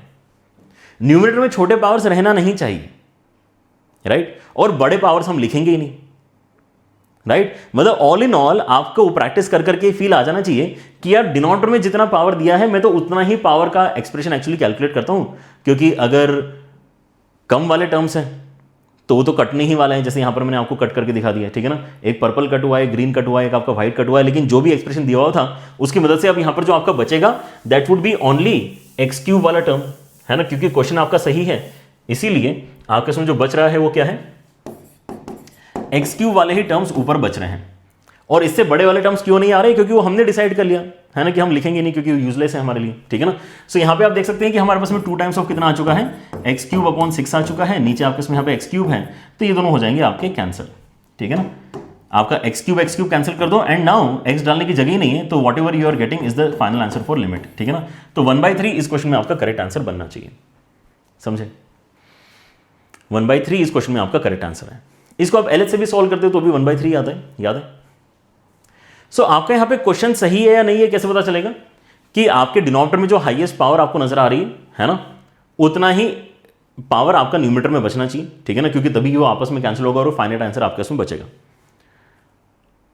ठीक है, हमने दोनों ही क्वेश्चंस में 2 इंपॉर्टेंट चीजें यहां पे डिस्कस कर ली हैं। कहां तक सीरीज एक्सपेंशन करना है और आपने कैंसिलेशन करते समय क्या एक्सपेक्ट करना चाहिए। लोअर पावर्स कैंसिल हो रही है, एक्सपेक्ट करके चलना चाहिए, एंड जो एक्चुअली मैच कर रही है पावर, वहीं से आपका लिमिट का आंसर आता है। जो पावर मैच कर रही है, एक्स क्यूब आपकी मैच कर रही थी नीचे के साथ में, तो इनका जो कॉम्बिनेशन है उसी से आपका लिमिट का आंसर फाइनली बन रहा है। ऑलराइट, चलिए, तो अभी हमारा यहाँ पर जो इनिशियल 2 क्वेश्चंस बेसिक लेने का थॉट था वो यही था कि आपके ये दोनों कॉन्सेप्ट्स क्लियर हो जाएं कि क्वेश्चन में यूज कैसे करते हैं। Now we can actually see कि यार, है ना, आपके जेई रिलेटेड क्वेश्चंस कैसे आते हैं। सो this is one of those questions, ठीक है ना, कि जेई में आपको थोड़ा सा बड़ा दिखने वाला सवाल आएगा, लेकिन अब इंपॉर्टेंस भी यहाँ पर आप देखो कि आपके टेलर सीरीज की कितनी ज़्यादा है यहाँ पे, क्योंकि जिस तरह से आपका एक्सपेंशन दिया इसके अंदर तो इतने सारे फंक्शंस आ गए, हम कौन कौन सी स्टैंडर्ड लिमिट यहाँ पे ढूंढते बैठेंगे, ठीक है ना। So it will be very difficult for us to basically create any other approach but apart from Taylor series expansion. और सीरीज एक्सपेंशन से आपका इतना इजीली क्वेश्चन सॉल्व हो जाएगा कि आपको मतलब मजा आएगा देख के कि हाँ यार, ये बना ही क्वेश्चन किसके लिए था, सीरीज एक्सपेंशन मेथड को अप्लाई करने के लिए ही बना था, ठीक है ना। तो 0/0 फॉर्मेट तो है ये, अब यहां पर कई बार बच्चे क्योंकि इस बात को नहीं समझ पाते हैं कि हमें डिनोमिनेटर की इफेक्टिव पावर पहले निकालनी चाहिए, तो हमेशा कंफ्यूज रहते हैं कि सर अब यहां पर जो है नीचे भी इनफाइनाइट पावर्स हैं। समझ रहे हो, बच्चों को क्या डाउट आता है कि सर आपने अभी पिछले क्वेश्चन में बोला कि यहां पे एक्स क्यूब है ना, तो आप न्यूमरेटर में एक्स क्यूब तक ही एक्सपांशन करो, लेकिन सर डिनोमिनेटर में अब यहां पर क्या दिख रहा है कि tan x और sin x है, ये खुद इंफिनिटी पावर तक जा रहे हैं एक्चुअल एक्सपांशन में, तो क्या हमें ऊपर भी अब इंफिनिटी पावर तक लिखना पड़ेगा क्या? ऐसा नहीं है। हम यहां पे फिर से क्या अप्लाई कर सकते हैं, थ्योरम ऑफ लिमिट्स अप्लाई कर सकते हैं। और थ्योरम ऑफ लिमिट हमें क्या अलाउ करता है कि हम इनको अलग से कैटेगराइज कर लेते हैं ना यार, है ना। ऐसा करते हैं कि x से यहां पे डिवाइड और x से यहां से डिवाइड करते हैं, ताकि ये दोनों जो आपके डब्बे हैं ये खुद 1 बन चुके होंगे। ये डब्बा अलग से 1 बन चुका होगा और ये डब्बा भी अलग से 1 बन चुका होगा। तो मैंने क्या किया, 2 एक्स्ट्रा x यहां पे रिक्वायरमेंट है ऐसा बोला, तो 2 एक्स्ट्रा x यहां पे इंट्रोड्यूस भी कर लेते हैं, राइट। सो अब आपको क्या नहीं दिखाई दे रहा है, अब आपको यहां पे tan x और sin x डिनोमिनेटर में नहीं दिखाई दे रहा है, आपको क्या नजर आ रहा है, x cube. That is exactly what we want.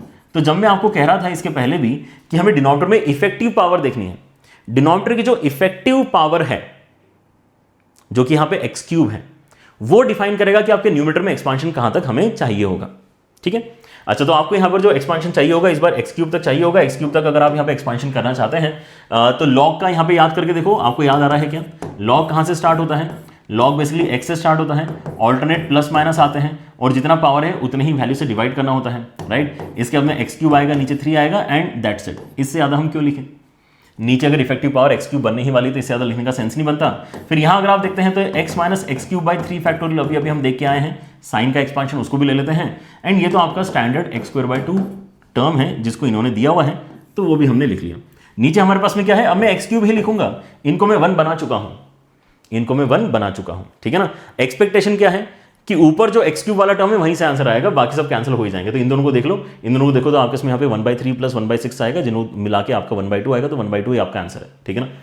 Alright, तो अगर आपको क्वेश्चन पे विश्वास है कि क्वेश्चन सही तरीके से स्ट्रक्चर्ड है, तो आप केवल एक्स क्यूब के कोएफिशिएंट को देखिए अपना आंसर बता सकते हो।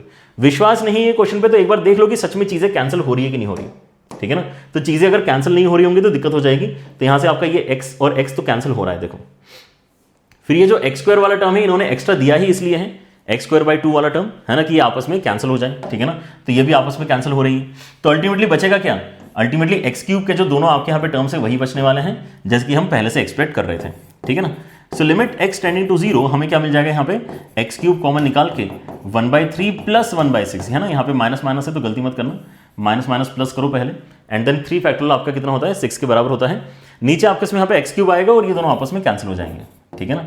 तो ये दोनों कैंसिल करेंगे और अल्टीमेटली आपका यहाँ पे इन दोनों का एडिशन आएगा, 2 ऊपर नीचे मल्टीप्लाई कर लो तो बेसिकली 2/6 एंड 1/6 दोनों को ऐड करोगे 3/6, 3/6 मतलब हो जाएगा 1/2, 1/2 मतलब आपका सी ऑप्शन इस क्वेश्चन में करेक्ट होना चाहिए, समझे। सो ये आपका तरीका है एक्चुअल क्वेश्चन को सॉल्व करने का, ठीक है ना। आपको लग सकता है कि ये वाला क्वेश्चन जो है ना, ये वाला क्वेश्चन इजी था, ये वाला क्वेश्चन थोड़ा सा डिफिकल्ट था, बट बहुत ज्यादा डिफिकल्ट नहीं है और इस तरह के सवाल आपके जेईई में एक्चुअली पूछे जाते हैं, ठीक है ना। जहां पे बस इतना ही है कि आपको इफेक्टिव पावर पहले यहां पर जो है डिनोमिनेटर की निकाल के रखनी पड़ेगी ताकि आप इजीली आगे प्रोसीड कर पाओ, ठीक है ना। Another important pattern that you should know is finding the unknowns. और जहां तक अभी हमने अपनी प्रैक्टिस करी, मुझे लगता है कि आपको ऑटोमेटिकली एक प्रोसेस दिमाग में आ जाएगा कि अननोन्स फाइंड करने के लिए हमने कैसे है ना क्वेश्चन को अप्रोच करना चाहिए, ये खुद ही आप सोच लोगे, राइट। क्योंकि हमने काफी जो इंपॉर्टेंट आइडियाज है उनको डिस्कस करते हुए यहां तक की जर्नी कवर करी है, alright. So limit x tending to 0, limit x tending to 0 हम यहां पे जब देखते हैं तो हमें एबीसी 3 अननोन्स निकालने के लिए यहां पर दिया गया है, गिवन दैट कि आपका लिमिट का आंसर 2 के बराबर निकल कर आना चाहिए, राइट। सो हम क्या कह रहे हैं कि आपके इसमें यहां पे एक तो क्या आ गया है, एक तो आपके इसमें यहां पे ए आ गया है, ठीक है ना। A is what we want to find. उसके बाद में मेरे पास में बी के साथ में cos x लिखा है। अब नीचे क्योंकि एक्स स्क्वायर है ना, तो मैं cos का एक्सपांशन स्क्वायर तक ही करूंगा, मतलब 1 minus x square upon 2 factorial तक मैं यहां पर अपना एक्सपांशन करना चाहूंगा। फिर साइन के एक्सपांशन में आप देखते हो कि x के बाद में आपका directly minus of x cube by 3 factorial आता है, नहीं लेंगे। देखो अब यहां पे साइन x किसके बराबर हो गया, यहां पे साइन x x के बराबर हो गया, लेकिन आपको मान के नहीं चलना है। अगर यहां पे नीचे क्वेश्चन में एक्स क्यूब होता तो हमें अगला टर्म भी लिखना पड़ता।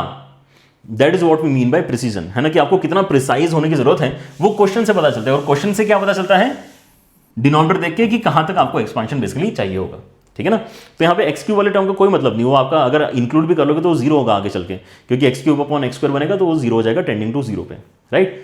अच्छा, तो अब यहां पर आप देखो कि आपके पास में जो अभी तक हो रहा था वो क्या था कि डिनोमिनेटर के साथ में जो आपकी पावर है उसी को हम यहां पे क्या देख लेते हैं, न्यूमरेटर में देख लेते हैं, एंड उसका जो वैल्यू है वही आपके लिमिट का आंसर आता है, और बाकी सारी चीजें तो कैंसिल हो जाती हैं। लेकिन अब यहां पे तो हमें दिख रहे हैं कुछ कुछ चीजें। हमें यहां पर दिख रहा है कि यार विदाउट एक्स वाले जो टर्म्स है वो आपके पास में कितने हैं, विदाउट एक्स वाला जो टर्म है that is a plus B, फिर एक्स वाला जो आपका टर्म है that is C x, and then x square के साथ में आपको minus B by two into x square मिल रहा है। This is how we are able to see our numerator. तो क्या अभी इस सिनेरियो में आप कुछ गारंटी ले सकते हो क्या आप ये बोल सकते हो कि अगर a प्लस बी जीरो नहीं हुआ तो ये तो अपने आप में बहुत बड़ी प्रॉब्लम है? क्योंकि अगर आप कहते हो कि a प्लस बी का वैल्यू जीरो नहीं है, a प्लस बी का वैल्यू आपका 2 के बराबर है या 10 के बराबर है, कुछ भी वैल्यू इमेजिन करो भी, ठीक है ना। तो जैसे आप चेक करोगे इंडिटरमिनेंसी तो आपको दिखाई देगा कि यार ये तो 10 है और ये तो 0 है, ये दोनों भी 0 बनेंगे, बट ठीक है यहाँ पे तो 10 बन रहा है ना। अगर आप मानते हो कि a प्लस बी आपका 10 हो सकता है तो जैसे आप बोलते हो ये 10 है ये 0 है, तो ये तो इन्फाइनाइट हो जाएगा, जबकि ये बोल रहे हैं कि ये 2 है, राइट। सो अगर तो ये 2 निकल कर आ रहा है, कोई फाइनाइट वैल्यू निकल कर आ रही है, मतलब यहां पे आपके पास में a प्लस बी एग्जिस्ट नहीं करना चाहिए था। a प्लस बी का वैल्यू आपको क्या करना चाहिए, a प्लस बी का वैल्यू गारंटी से 0 करना चाहिए, नहीं तो ये क्वेश्चन ही सॉल्व नहीं होगा। वैसे ही आप यहां पे नोटिस करो कि अगर मैं यहां पे इतना गारंटी कर लेता हूं कि आपका a प्लस बी का वैल्यू 0 है, तो क्या वो सफिशिएंट है या और भी किसी चीज को 0 करना पड़ेगा? आपको यहां पे जो c का वैल्यू है उसको भी 0 करना पड़ेगा, क्योंकि अगर आपका c का वैल्यू 0 नहीं है, सोचो अगर आपका c का वैल्यू 0 नहीं है तो प्रॉब्लम क्या हो जाएगी, ऊपर x आएगा नीचे x स्क्वायर आएगा। तो जो मैंने आपको पहले क्वेश्चन में सॉल्व करके दिखाया था, एक x तो मैं कैंसिल कर दूंगा, लेकिन फिर यहां पे c बचेगा, अगली स्टेप में नीचे x बचेगा। भले ही एक x कैंसिल हो रहा है दैट इज फाइन, लेकिन तब भी नीचे तो 2x थे ना। तो अगर एक x कैंसिल करने के बाद में आप देखते हो तो ये c minus B by two x upon x बच रहा है, which is giving a c by 0 format. c by 0 format actually acceptable नहीं हो पाएगा। तो ये जो दोनों आपके यहां पे वैल्यूज हैं ये क्या होनी चाहिए, 0 के बराबर होनी चाहिए। ये आप बेसिकली यहां से कंक्लूड कर सकते हो, and that is how we will find the values. A B C के जो अननोन वैल्यूज हमने निकालने का टास्क अभी उठाया है वो ऐसे ही सॉल्व किए जाते हैं, राइट। एंड फिर से कौन अच्छा खासा रोल प्ले कर रहा है, डिनोमिनेटर। डिनोमिनेटर बताता है कि हमें बेसिकली किन किन चीजों को 0 करवाना ही पड़ेगा। यहां पे क्योंकि एक्स स्क्वायर लिखा है तो everything below x square has to go away, ठीक है ना, तभी आपका लिमिट यहां पे सॉल्व हो पाएगा, अच्छा आंसर आ पाएगा, नहीं तो नहीं आएगा, ठीक है ना। सो a प्लस बी को 0 करना जरूरी है, यहां पे c को 0 करना जरूरी है, and then when you have these as 0 तो यहां पे यही नहीं इमेजिन करो, ये नहीं है तो आप एक्स स्क्वायर कैंसिल कर सकते हो, और माइनस बी बाई टू ही आपका क्या आ जाएगा, यही आपका बेसिकली लिमिट का आंसर आ जाएगा। मतलब इक्वेशन क्या बन रही है, minus B by two is equal to 2, ये आपकी इक्वेशन आ गई। तो 3 इक्वेशन 3 वेरिएबल, यहां से आप देख सकते हो कि आपका b का वैल्यू कितना आ गया है, b का वैल्यू -4 आ गया है, एंड अगर आप ऊपर वाली कंडीशन को यहां पे यूज करते हो तो a का वैल्यू कितना आ जाएगा, +4 के बराबर आ जाएगा, और c तो आपका 0 आ ही चुका है। तो ये आपके बेसिकली आंसर्स आ रहे हैं ABC के, है ना, 4, -4 and 0। Understood. Thought process is important. अब क्वेश्चन में क्या हो सकता है, क्वेश्चन में हो सकता है कि आपको थोड़े ज्यादा है ना, इतनी सिंपल इक्वेशन ना मिले, थोड़े ज्यादा आपको यहां पर जो इक्वेशन सॉल्विंग के ऊपर टाइम स्पेंड करना पड़े, वो हो सकता है। लेकिन कॉन्सेप्चुअली यही है कि अगर आपको नीचे एक्स स्क्वायर दिख रहा है तो उसके पहले जितने भी छोटे पावर से न्यूमरेटर में उन सबको 0 कर दो, एंड जो एक्चुअली यहां पे पावर मैचिंग हो रही है वहीं से आपके लिमिट का आंसर आता है। जहां से पावर मैचिंग हो रही है वही आपका एक्चुअली लिमिट का आंसर आता है, तो आप लिमिट के साथ में उसको इक्वेट करवा सकते हो, right. So if you look at this question, है ना, आई थिंक ये आपका जेई का ही सवाल है, कोई तो PYQ है ये। So again what they are trying to first of all see कि आपको यहां पर नीचे इफेक्टिव पावर बनाते आ रही है कि नहीं आ रही है, ठीक है ना। एक्सप्रेशन दिखने में थोड़ा सा यहां पर बुरा है as compare to the previous one, but यहां पर भी बेसिकली 3 वेरिएबल्स ABC आपको फाइंड करने हैं। So pattern of question still we can say कि आपका सेम ही बन रहा है, ठीक है ना। एंड ये आपका जेई मेन का सवाल है, जेई एडवांस के भी क्वेश्चंस अगर आप जाके देखोगे 1-2 सवाल आपको मिल जाएंगे, ठीक है ना। क्योंकि क्या है, आपके जेई एडवांस के पेपर ही कम होते हैं, एक साल में एक ही पेपर होता है, जबकि जेई मेन के अंदर एक साल में 15-20 पेपर हो जाते हैं, ठीक है ना। सो यहाँ पे कलेक्शन ऑफ क्वेश्चन थोड़ा ज्यादा बड़ा है ना, इसलिए यहाँ पर जो मैंने क्वेश्चन पिक किया वो जेई मेन का पिक किया है। डिफिकल्टी लेकिन यहाँ पे जो है कोई वैरी नहीं होती, ठीक है ना, क्योंकि कॉन्सेप्ट ही इतना स्ट्रेट फॉरवर्ड है। कॉन्सेप्ट जो भी हमने यहाँ पे 3-4 क्वेश्चन पे सीखे हैं ना, यही है कॉन्सेप्ट। आप किसी भी क्वेश्चन को यहाँ पे सीरीज एक्सपेंशन वाले क्वेश्चन को देखोगे तो ऐसे ही सॉल्व करना होगा कि यार मैं पहले तो ये देख लेता हूँ कि मैंने इफेक्टिव पावर कितनी यूटिलाइज करनी है इस क्वेश्चन में। So we are guaranteeing this कि देखो sin x अपॉन x तो पहले आप अलग कर दो, ठीक है ना। इसको अलग करके आप पहले कितना बोल दो, 1 बोल दो, ताकि आपकी आधी टेंशन तो यहीं से खत्म हो जाएगी, ठीक है ना, बिल्कुल। तो आपका एक्स क्यूब है, इसका मतलब नीचे जो आपको यहाँ पे अच्छे तरीके से, है ना, आप टैकल करना है। एक और अच्छी बात यहाँ पे जो हमें सीखने के लिए मिल रही है वो क्या है कि जब मैं इस बार अपना लिमिट का एक्सपांशन देखूंगा, ठीक है ना, तो यहाँ पे क्योंकि ऑलरेडी ax स्क्वायर के साथ में मल्टीप्लीकेशन में मुझे e raised to x दिख रहा है और मुझे इफेक्टिवली x क्यूब तक जाना चाहिए। तो कहने का मतलब ये है इफेक्टिवली एक्स क्यूब तक जाने का मतलब क्या है कि अगर आप यहां पे 1 प्लस एक्स भी अगर इंक्लूड करते हो ई रेज़ टू एक्स के प्लेस में, तो इफेक्टिवली आपका काम हो चुका है। क्योंकि अगर आप बोलते हो कि अच्छा सर आपने बोला था लेकिन कि एक्स क्यूब अगर नीचे है तो आपको एक्स क्यूब तक एक्सपांशन करना चाहिए, तो अगर आपने कर भी दिया तो कोई बहुत गलत नहीं आएगा उसमें, है ना, आपकी मेहनत थोड़ी सी बढ़ेगी और कुछ नहीं। बट अगर आप यहां पे रियलाइज कर जाओ इस पॉइंट पे कि यार कहने का मतलब क्या था, कहने का मतलब यह है कि आपको न्यूमरेटर में कभी भी अगर एक्स क्यूब से बड़ी पावर मिल रही तो उसको आप इग्नोर करना स्टार्ट कर दो। कहने का मतलब यह था अभी तक, राइट। सो हो क्या रहा है यहां पे, क्योंकि एक्स्ट्रा टर्म मल्टीप्लिकेशन में है तो ये पावर 4 बन जाएगा और ये पावर आपका 5 बन जाएगा। तो ये भी एक्चुअली इफेक्टिवली यूजलेस टर्म्स आपके बनने वाले हैं। तो इसलिए हम आपको कह रहे थे कि इफेक्टिव पावर आप यहां पे देखो कि एक्सपांशन की कहां तक जानी चाहिए। अगर आपको लग रहा है कि यार इसको मल्टीप्लाई करके वैसे भी एक्स क्यूब बन चुका है, नीचे भी एक्स क्यूब है, तो इसके आगे आप जाओ ही मत, इसके आगे आप जाओ ही मत, किसी काम का नहीं है वो, आपका टाइम वेस्ट हो रहा है, ठीक है ना। फिर माइनस बी के साथ में आपको लॉग का एक्सपांशन करना है, लॉग ऑफ 1 प्लस एक्स, तो वो क्या होता है x minus x square by 2 plus x cube by 3। यहां पे आप देखो बाहर कोई एक्स मल्टीप्लिकेशन में नहीं है, तो मुझे ईमानदारी से एक्स क्यूब तक जाना पड़ेगा, राइट। वहां तक का प्रिसीजन लेवल मुझे चाहिए, समझ रहे हो। नीचे वाला जो आपका पावर है वो डिफाइन करता है कि कितना प्रिसाइजली आपको एक्सपांशन लिखना है, राइट। तो यहां पे क्यूब तक का प्रिसीजन चाहिए, राइट। अगर मैं देखता हूं कि लास्ट जो आपका टर्म है वो क्या है, सी एक्स है। अब यहां भी क्योंकि एक एक्स ऑलरेडी है तो हम क्या बोलेंगे कि देखो एक्स स्क्वायर तब भी अगर आप एक्सपांशन करते हो तो इफेक्टिवली एक्स क्यूब तक पहुंच चुके हो, ठीक है ना। तो यहाँ पे एक्स स्क्वायर तक ही एक्सपांशन कराओ, राइट। सो क्या आएगा आपका यहाँ पे 1 plus x square upon 2 factorial, बस इतना ही काफी है। इसके आगे जाओगे तो टाइम वेस्ट है, ठीक है ना। तो कोई बात नहीं, रोक देते हैं यहाँ पर अपनी कहानी and then let us try and see कि हमारे पास में क्या क्या अब सिनेरियो जनरेट हो रहे हैं, ठीक है ना। नीचे हमारे पास में क्या है, एक्स क्यूब है इफेक्टिवली, ऑलराइट। सो अब अगर आप यहां पे देखते हो ध्यान से तो आपके पास में लेकिन कई सारे टर्म्स ऐसे आ रहे हैं जो एक्स क्यूब से छोटे पावर वाले आपके टर्म्स हैं, है ना। तो एक्स का यहां पे टर्म आपको नजर आ रहा है क्या, ये पहले देखते हैं कांस्टेंट टर्म नजर आ रहा है क्या। Let us see if you are able to see any constant term. Constant term नहीं आ पाएगा क्योंकि यहां पे तो एक्स स्क्वायर मल्टीप्लिकेशन में जाएगा तो एक्स स्क्वायर उससे बड़े पावर बनेंगे। यहां पे कांस्टेंट टर्म नहीं बन पाएगा क्योंकि कांस्टेंट जब x से मल्टीप्लाई होगा तो कम से कम x आ रहा है। यहां पे भी cx है तो यहां पर भी कांस्टेंट टर्म नहीं बन पाएगा। तो चलो पिछले क्वेश्चन में जो हमारे पास में यहां पे कांस्टेंट टर्म की दिक्कत थी कि यार कांस्टेंट टर्म कहां से आ गया, नहीं होना चाहिए, वो तो इसके अंदर है ही नहीं, कांस्टेंट टर्म इसके अंदर नहीं है, राइट। तो अच्छी बात है, we are happy with that. अगर मैं देखता हूं कि x का कोएफिशिएंट क्या बन रहा है तो आपके पास में आएगा यहां पे limit x tending to 0 x का कोएफिशिएंट, तो यहां से तो बनने से रहा क्योंकि तो खुद ही x स्क्वायर है। यहां से x आ सकता है -b, फिर यहां से x आ सकता है, जब मैं यहां पे cx मल्टीप्लाई करूंगा तो c यहां पर जो है आप ले सकते हो x के साथ में, ठीक है ना। तो हमने x को यहां पे आइसोलेट कर लिया, ऐसे हम x स्क्वायर को आइसोलेट करते हैं। x स्क्वायर को आइसोलेट करूंगा तो यहां से बेसिकली मुझे एक x स्क्वायर बनते हुए नजर आ रहा है which is giving us a as the coefficient. यहां से भी मुझे x स्क्वायर बनते हुए नजर आ रहा है which is giving me b/2 as the coefficient, and यहां से भी मुझे x स्क्वायर बनते हुए नजर आ रहा है which is giving me c as the coefficient, right. ये हो गया, ये x स्क्वायर के साथ की कहानी है। और ऐसे अगर मैं एक्स क्यूब वाली कहानी देखता हूं तो लास्ट कहानी है वो, है ना। इसके बड़े, इससे ज्यादा बड़े टर्म्स तो हमने इंक्लूड ही नहीं किए हैं। इंक्लूड करने की सोच रहे थे, उसको भी काट दिया बाद में, ठीक है ना, नहीं करना है इसको इंक्लूड। तो अगर मैं एक्स क्यूब देखता हूं तो मेरे पास में यहाँ पे a आएगा एक तो कोएफिशिएंट, फिर यहाँ पे अगर मैं देखता हूं तो -b/3 आने वाला है, एंड देन लास्ट में अगर मैं देखता हूं तो यहाँ पर आपका c/2 बनेगा एक्स क्यूब के साथ में, ठीक है ना। एंड देन इसको डिवाइड कर लेते हैं एक्स क्यूब से और आंसर निकालने की कोशिश करते हैं, समझे क्या, राइट। सो अब अगर मैं यहां पे फिर से अपना आंसर निकालने की अगर कोशिश करूंगा तो हम क्या बोल सकते हैं कि यार एक्स क्यूब है ना नीचे, तो यार आंसर तो यहीं से आना चाहिए था लिमिट का, बाकी ये सब तो होनी नहीं चाहिए था यहां पे, क्योंकि आप इसको किससे इक्वेट कर रहे हो, आप इन सभी चीजों को 1 से इक्वेट कर रहे हो, राइट। सो हमारा कहना यह है कि यार देखो ये दोनों तो आप पहले 0 बनवा ही दो। मतलब क्या है कि -b + c तो यार आपको 0 करना ही पड़ेगा, फिर ये भी आपको 0 करना ही पड़ेगा, अदरवाइज लिमिट सॉल्व नहीं हो पा रही है। इतना अच्छा आंसर आपका कभी नहीं आ पाएगा, राइट। सो मतलब आपको यहां पे a + b/2 + c, इसको भी आपको क्या करना पड़ेगा, इसको भी आपको बेसिकली 0 करना पड़ेगा, है ना। And then we have one more issue कि आपको यहां पर ये जो बेसिकली वैल्यू है इसको 1 के बराबर करना पड़ेगा कि a - b/3 and then plus c/2, ये आपको 1 के बराबर करना पड़ेगा क्योंकि आपकी लिमिट वहीं से कैलकुलेट होकर आने वाली है, ठीक है ना। क्या बोल रहे हैं हम, ये वाला डब्बा हो गया आपका 0, राइट। ये वाला डब्बा आपका हो गया है 0 के बराबर, ये वाला डब्बा भी आपका हो गया है 0 के बराबर। तो अगर ये डब्बे आपके 0 हो चुके हैं, अगर ये डब्बे आपके ऑलरेडी 0 हो चुके हैं तो अब इमेजिन करो कि यहां पे है ही नहीं वो टर्म।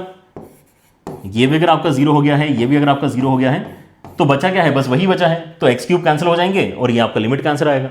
सो लिमिट का जो आंसर है वो किसके बराबर आना चाहिए, 1 के बराबर आना चाहिए, ऐसा हमें यहां पे नजर आ रहा है, राइट। सो यहां से हम क्या कंक्लूड कर पा रहे हैं, यहां से हम कह सकते हैं कि यार आपका जो relation between a and b वो क्या क्या है, राइट।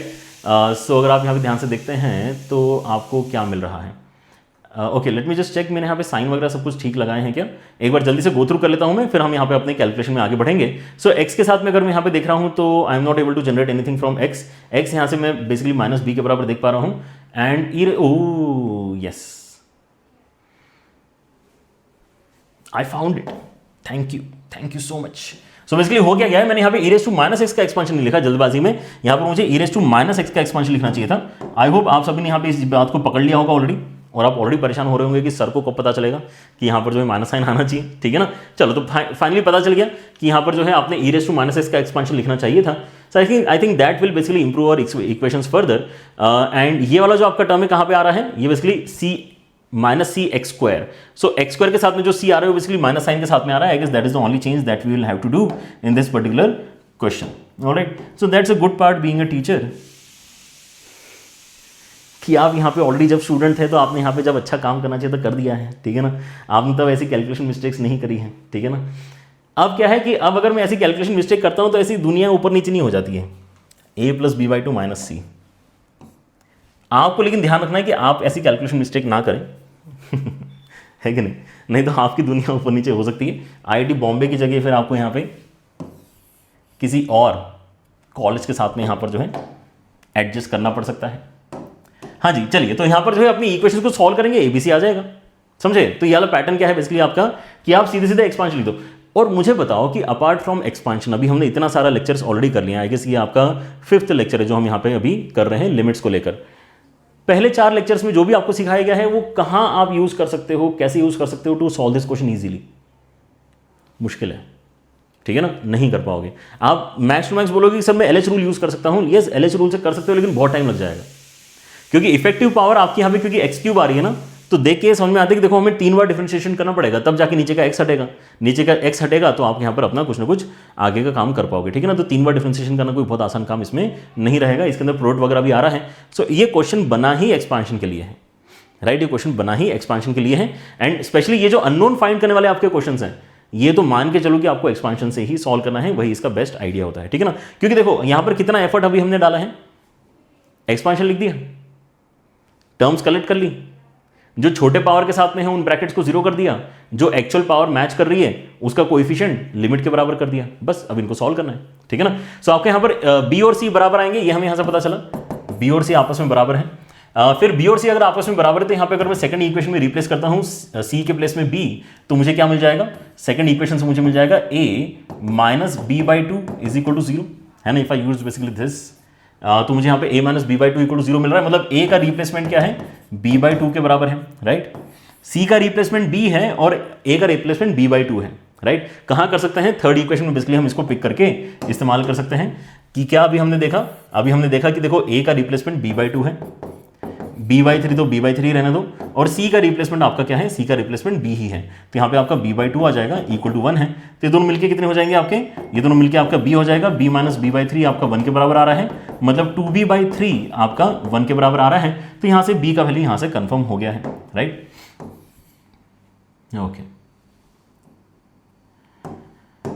ओके, सो हमारे यहाँ पे क्या हो चुका है कंफर्म कि b का वैल्यू 3/2 है। अगर b का वैल्यू 3/2 है मतलब c का वैल्यू भी 3/2 है, और अगर ऐसा है तो इसको हाफ कर देंगे तो आपको a का वैल्यू मिलेगा, मतलब a का वैल्यू आपका 3/4 है, ठीक है ना। तो एक साथ ही हमें यहाँ पे एकदम से बहुत सारी वैल्यूज पता चल गई, बहुत सारी मतलब सारी पता चल गई। और आगे आपको क्या करना है, आगे आपको बेसिकली रिपोर्ट करना है 16 times of a square plus b square plus c square, ठीक है बेटा। तो आपको यहाँ पे रिपोर्ट करना है, फाइनल आंसर आपका, final answer is basically 16 times of a square plus b square plus c square. Alright, so 16 के साथ में कितना आ जाएगा, 9/16, यहाँ पे आ जाएगा आपका 9/4 एंड देन 9/4, तो ये दोनों मिलके हो जाएंगे 9/2। 16 अगर अंदर मल्टीप्लाई करेंगे तो आपके इसमें यहाँ पे आ जाएगा 9 सीधे सीधे, एंड ये 9/2 के साथ में मल्टीप्लाई करके आपको मिल जाएगा 7/2, है ना। दोनों मिला के पहले 9/2 कर दूँ, 9/2 करके मल्टीप्लाई करोगे 16 तो 9 × 8 बचेगा, एंड देन इन दोनों को अगर आप ऐड करते हो तो 81 इस क्वेश्चन का फाइनल आंसर ऐसा आप बता सकते हैं। इज दैट फाइन, 81 इस क्वेश्चन का आपका फाइनल आंसर बनता है। ऑलराइट, सो मुझे लगता है कि जो हम यहाँ पे आज के लेक्चर में अचीव करना चाहते हैं तो मोस्टली वो हमने यहाँ पे पढ़ लिया है। एक्सपांशंस आपको मैंने अच्छे तरीके से समझा दिए हैं और साथ ही साथ कुछ बढ़िया वाले क्वेश्चंस भी कर लिए हैं, right. Now there is one small thing that we can further learn based on the expansions that we have seen, ठीक है ना। ध्यान से देखो, कि हम यहाँ पे क्या करना चाह रहे हैं, और ये काफ़ी स्पेशल टाइप के क्वेश्चंस हैं, और ऐसे क्वेश्चंस भी आपके जेईई में आ चुके हैं पहले, एंड एक्सपेक्टेड है कि आगे भी रहेगा इसका इंपॉर्टेंस, है ना। क्योंकि स्पेशली जेईई मेन के अंदर क्यों रहेगा, क्योंकि जेईई मेन के अंदर क्या है, बहुत सारे पेपर हो रहे हैं ना, तो हर एक पेपर में वो चाहते हैं कि यार अलग अलग टॉपिक के अलग अलग सब टॉपिक के क्वेश्चंस कवर कर लें, ऐसा यहाँ पे यूजुअली देखने के लिए मिला है। इसलिए भी उनका क्वेश्चन बैंक बहुत अच्छा यहाँ पर जो है रेडी हो गया है, राइट, क्योंकि लगभग हर सेक्शन से कहीं ना कहीं क्वेश्चन आपको देखने के लिए मिल जाते हैं इन जेईई मेन, ठीक है ना। जेईई एडवांस क्या करता है, जेईई एडवांस थोड़ा और ज़्यादा एप्लीकेशन में घुसने की कोशिश करता है, आने के लिए वहाँ पर भी सवाल इसके ऊपर आएंगे डेफिनेटली, लेकिन उतने ज़्यादा मात्रा में, उतने ज़्यादा क्वांटिटी में देखने के लिए नहीं मिलते, क्योंकि overall number of question he JEE advance के काफ़ी कम होते हैं, ठीक है ना। सो अब यहाँ पर देखोगे कि पिछले 5 साल में हो सकता है लिमिट के 3 ही सवाल आए, तो क्या प्रॉबिलिटी कि यार इस थॉट के ऊपर लिमिट के 3 सवाल में से एक सवाल आपको मिल जाएगा, ठीक है ना। सो वैसा यहाँ पर जो एडवांस के अंदर इसलिए क्वेश्चन थोड़े आपके कम दिखाई देते हैं, लेकिन जेईई मेन के अंदर बहुत सारे क्वेश्चन आपको मिल जाते हैं कि हाँ ये उसी पैटर्न का सवाल है आपका, क्योंकि पेपर ही उतने ज़्यादा हो रहे हैं। तो यहाँ पे थॉट क्या है, यहाँ पे थॉट ये है कि यार देखो अभी हमने sin x अपॉन x का लिमिट x टेंड टू 0 पे पढ़ा हुआ है कि 1 आता है, राइट। लेकिन अगर तो ये एक्सप्रेशन आपका GIF के अंदर लिखा हुआ है, भाई साहब, ये एक्सप्रेशन अगर आपका GIF के अंदर लिखा हुआ है और फिर अगर आप लिमिट निकालने की कोशिश करो तो इसका आंसर एक्चुअली 0 आएगा। इसका आंसर 0 क्यों आएगा, ये अब आप सीरीज एक्सपेंशन से काफी इजीली यहां पर समझ सकते हो, इसलिए आज के लेक्चर में हम इसको कवर कर रहे हैं, ठीक है ना।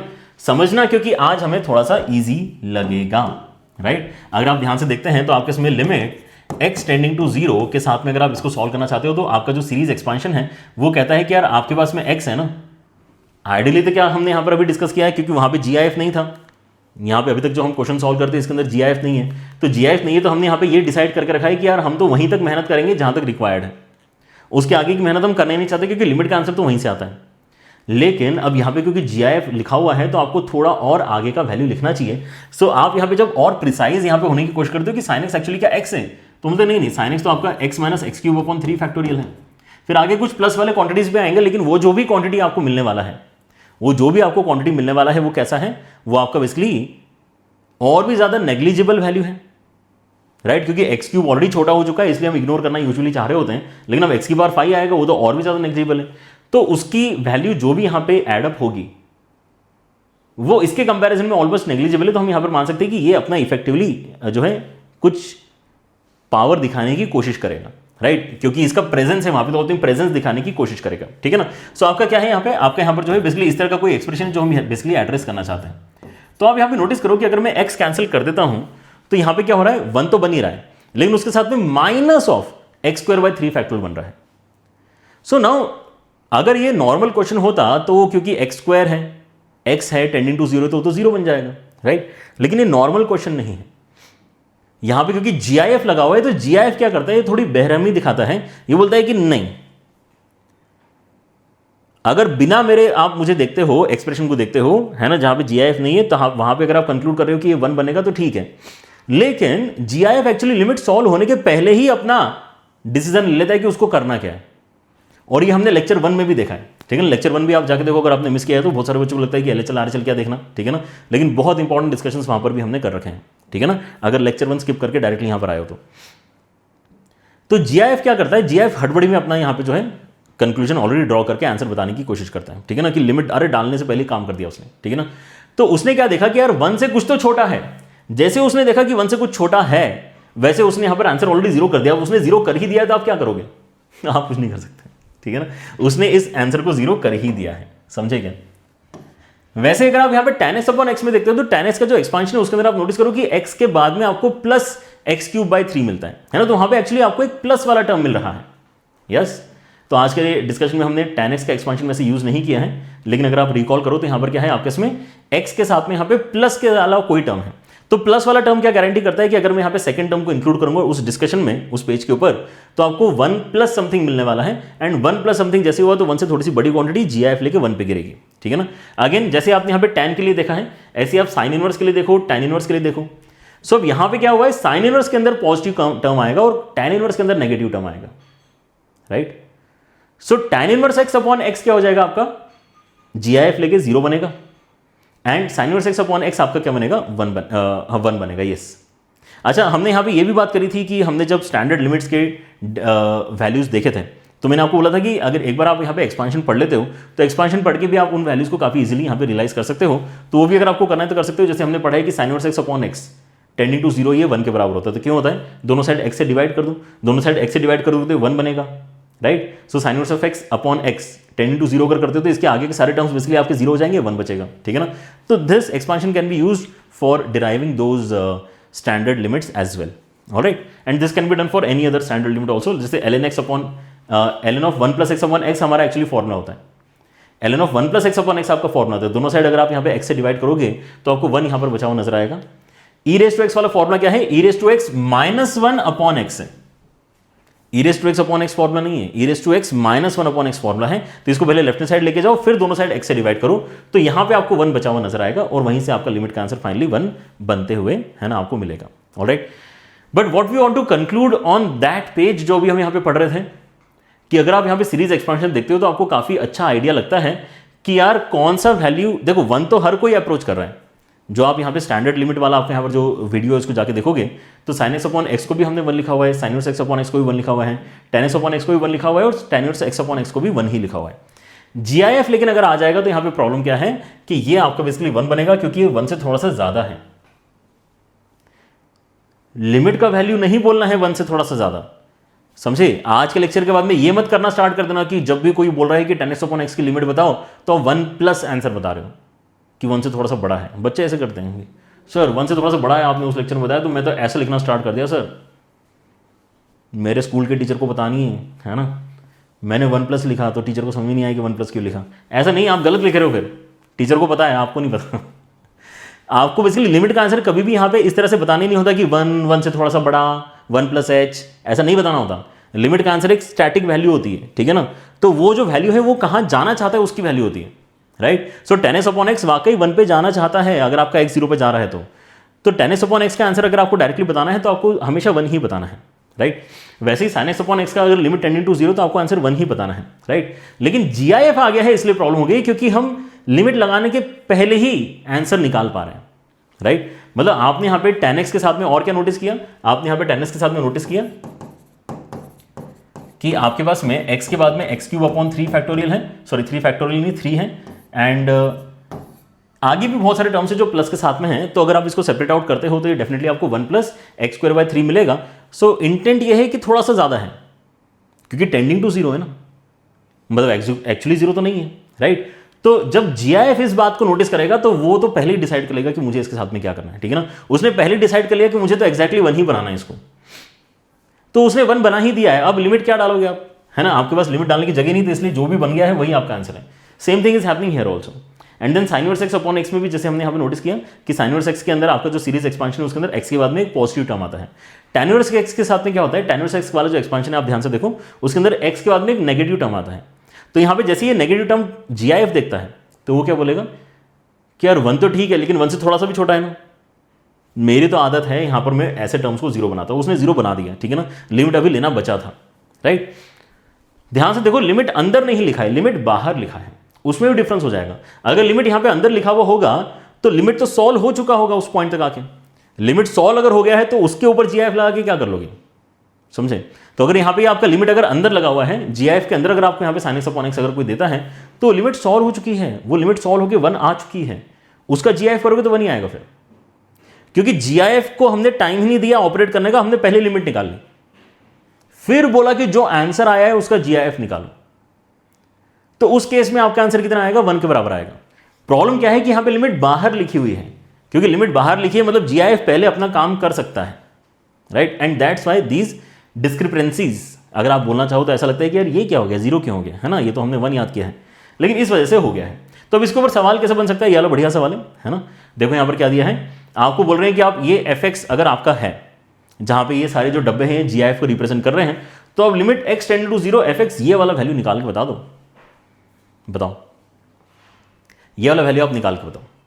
तो आप यहां नोटिस करोगे कि देखो sin x अपॉन x के लिए तो अभी हम पढ़ के आए तो वहां पे आपका 0 आएगा, उसमें कोई नई बात नहीं है, ठीक है ना। लेकिन जो आगे वाले आपके एक्सप्रेशन है उनको हमें थोड़ा सा मॉडिफाई करना पड़ेगा। एंड ये भी आपको नोटिस करना पड़ेगा कि यार ये sin 2x आ गया, sin 10x आ गया, तो क्या ये डायरेक्टली आपके 1 बन जाएंगे, नहीं बनेंगे, राइट। क्योंकि साइन ऑफ डब्बा अपॉन डब्बा क्रिएट करने के लिए आपको एग्जैक्ट डब्बा भी देखना पड़ेगा कि वो कितना बन रहा है, right. So let us not be in a hurry. हम क्या करते हैं यहाँ पे, लिमिट x टेंडिंग टू 0 तो लिखते ही हैं, कोई दिक्कत नहीं है, लेकिन अभी यहां पर जो इसको sin x अपॉन x चलने देते हैं, कोई दिक्कत नहीं है, ठीक है ना। अभी एकदम से 0 लिखने की कोई मुझे हड़बड़ी तो नहीं है, राइट। फिर यहां मैं नोटिस करता हूं कि देखो अगर ये अच्छा एक्सप्रेशन होता तो एक्चुअली ऐसा होना चाहिए था। ये मतलब उतना अच्छा एक्सप्रेशन नहीं है अभी, ठीक है ना, क्योंकि मैं इसको 1 की तरफ लेके जाना चाहता हूं या कहां लेके जाना चाहता हूं पता तो चलना चाहिए। तो जब मैं ऐसा लिखूंगा तो मुझे गारंटी है कि ये 1 की तरफ जाएगा, ठीक है ना। तो ये 1 के नजदीक जाने वाला है, इसके लिए मैंने क्या किया, 2 मल्टीप्लाई डिवाइड किया, तो यहां पे एक्चुअली 2 स्क्वायर बनेगा, राइट। 2 मल्टीप्लाई डिवाइड करने की वजह से वैसे जो इसके बाद वाला टर्म है वहां पे इमेजिन करो क्या आने वाला है, वहां पे आपके इसमें यहाँ पे 3 sin 3x अपॉन x आएगा। तो अगेन sin 3x की वजह से मुझे यहाँ पे नीचे 3x चाहिए होगा, ताकि मैं गारंटी इसको बोल पाऊं कि ये 1 के नजदीक जाने की कोशिश कर रहा है, ये रेशो 1 बनने की कोशिश कर रहा है। लेकिन यहाँ पे न्यूमरेटर में एक ही 3 था, आपने जब एक्स्ट्रा 3 की डिमांड करी तो यहाँ पे 3 स्क्वायर हो गया, ठीक है ना। ये आपको दिखाई नहीं दे रहा है तो एक बार इसके नेक्स्ट टर्म आप खुद से लिखो एंड देन यहाँ पे आपका मॉडिफिकेशन करने की कोशिश करो। और ये करते करते आप कहां तक जाना चाहते हो, ये करते करते आप लास्ट टर्म तक भी जाना चाहते हो। तो अगेन ये जो sin 10x अपॉन x है ये काम का नहीं है, sin 10x अपॉन 10x काम का है, क्योंकि इसका रेशो मैं यहाँ पे गारंटी से बता सकता हूं कि ये 1 की तरफ जाएगा, ठीक है ना। और इस वजह से आपको न्यूमरेटर में 10 स्क्वायर बेसिकली मिलने वाला है, राइट। लेकिन अभी अभी हम क्या देख कर आए हैं कि ये जो आपके एक्सपांशंस हैं, है ना, ये 1 की तरफ जा तो रहे हैं लेकिन 1 से थोड़े से कम होते हैं एंड देन लिमिटिंग वैल्यू में हम उसको 1 बोल देते हैं। जीआईएफ इस बात को नोटिस करेगा कि ये 1 से थोड़े से कम है और लिमिटिंग वैल्यू में 1 बन रहे हैं, राइट। तो जैसे आप बोलते हैं कि ये रेशो आपका 1 से थोड़ा सा कम है तो बोलता है कि मैं इसको 0 बनाऊंगा, या इनफैक्ट इसको अगर आप बोलना चाहो तो इसको बोल सकते हो कि ये इसने क्या किया है, 1 बनते बनते उसने 1 यूनिट और कम करवा दिया, लिमिट जब निकाली तो 0 की जगह 1 - 1 लिख लेते हैं। क्योंकि यहां पर आप क्या बोल सकते हो कि देखो हम तो पहले सोच रहे थे कि यार ये तो 1 बनेगा तो ये 2 स्क्वायर बनेगा, ये अगर आपका 2 स्क्वायर बनने वाला था मतलब 4 बनने वाला था, लेकिन थोड़ा सा तो कम रहेगा ना, क्योंकि ये 1 से थोड़ा सा कम रह गया, क्योंकि ये 1 से थोड़ा सा कम रह गया तो ये 4 से थोड़ा सा कम हो गया, मतलब ये 3 बन गया है। लेकिन 3 जो आपका यहां पर बना है उसको मैं क्या बोल सकता हूं कि 2 स्क्वायर में से 1 यूनिट कम करवा दिया। जैसे यहां पे 1 में से 1 यूनिट कम करवा दिया, जीआईएफ ने नुकसान करवा दिया, हड़बड़ी में नुकसान जो इसने करवाया है वो क्या है कि यार 1 यूनिट नीचे खींच रहा है ये चीजों को, राइट। वैसे यहां पे भी आपके उसमें बनना तो 9 चाहिए था, लेकिन sin 3x अपॉन 3x जो है ये 1 बनने की कोशिश कर ही रहा था, उसके पहले ही जीआईएफ ने उसको पकड़ लिया कि अरे तुम 1 तो नहीं बन रहे थे, 1 से थोड़ा सा छोटे थे, लिमिटिंग केस में 1 बनने वाले थे, लेकिन लिमिट तो अभी बाद में लगेगी, मैं पहले ही तुम्हारा काम तमाम कर देता हूं, ठीक है ना। कि यार ये जो sin 3x अपॉन 3x है मैंने इसको बोल ही दिया कि ये 1 से थोड़ा सा कम है ना, 1 से थोड़ा सा कम है ये, मतलब जब आप इसके अंदर मल्टीप्लाई करोगे तो ये 9 से थोड़ा सा कम है, और ये 9 से थोड़ा सा क्योंकि कम है तो ये 8 बन जाएगा। अब 8 लिखो या फिर आपको सिस्टमैटिकली लिखना चाहते हो तो 3 स्क्वायर - 1 लिखो, समझ रहे हो। लिखने के लिए आप यहाँ पे वैल्यूज लिखना स्टार्ट करते हो, लेकिन सिस्टमैटिकली लिखोगे तो आपको समझ में आएगा कि हम किस डायरेक्शन में बेसिकली अपने सॉल्यूशन को लेके जाना चाहते हैं। एंड लास्ट वाला जो आपको बनना चाहिए दैट इज 10 स्क्वायर - 1। तो ऑब्वियसली हम यहाँ पे सिग्मा n स्क्वायर यूज करना चाहते हैं, that's why this particular format is what we are using. And अगर यूज करना चाहते हो तो इसको भी 1 स्क्वायर बोलो, कोई दिक्कत नहीं, ठीक है ना। सो ये आपका लिमिट का आंसर निकल गया है ना। लेकिन कैसे निकला है एक बार फिर से सोचो कि आपके जो वैल्यूज हैं 4 की जगह 4 से थोड़ा सा छोटा है बिकॉज ऑफ दिस रेशो, ये 9 की जगह 9 से थोड़ा सा छोटा है बिकॉज ऑफ दिस रेशो। तो एक एक आपका वैल्यू कम होके आपको जीआईएफ का आंसर मिल रहा है, राइट। सो अगर आप यहाँ पे देखते हैं तो आपको 1 स्क्वायर 2 स्क्वायर 3 स्क्वायर ऐसा कहाँ तक जाना है, ऐसा आपको 10 स्क्वायर तक जाना है, एंड देन -1 ऐसे आपको 10 बार मिल रहा है तो आपको -10 भी करना होगा, राइट। बस यहीं से आप अपना फाइनल आंसर कैलकुलेट कर लो।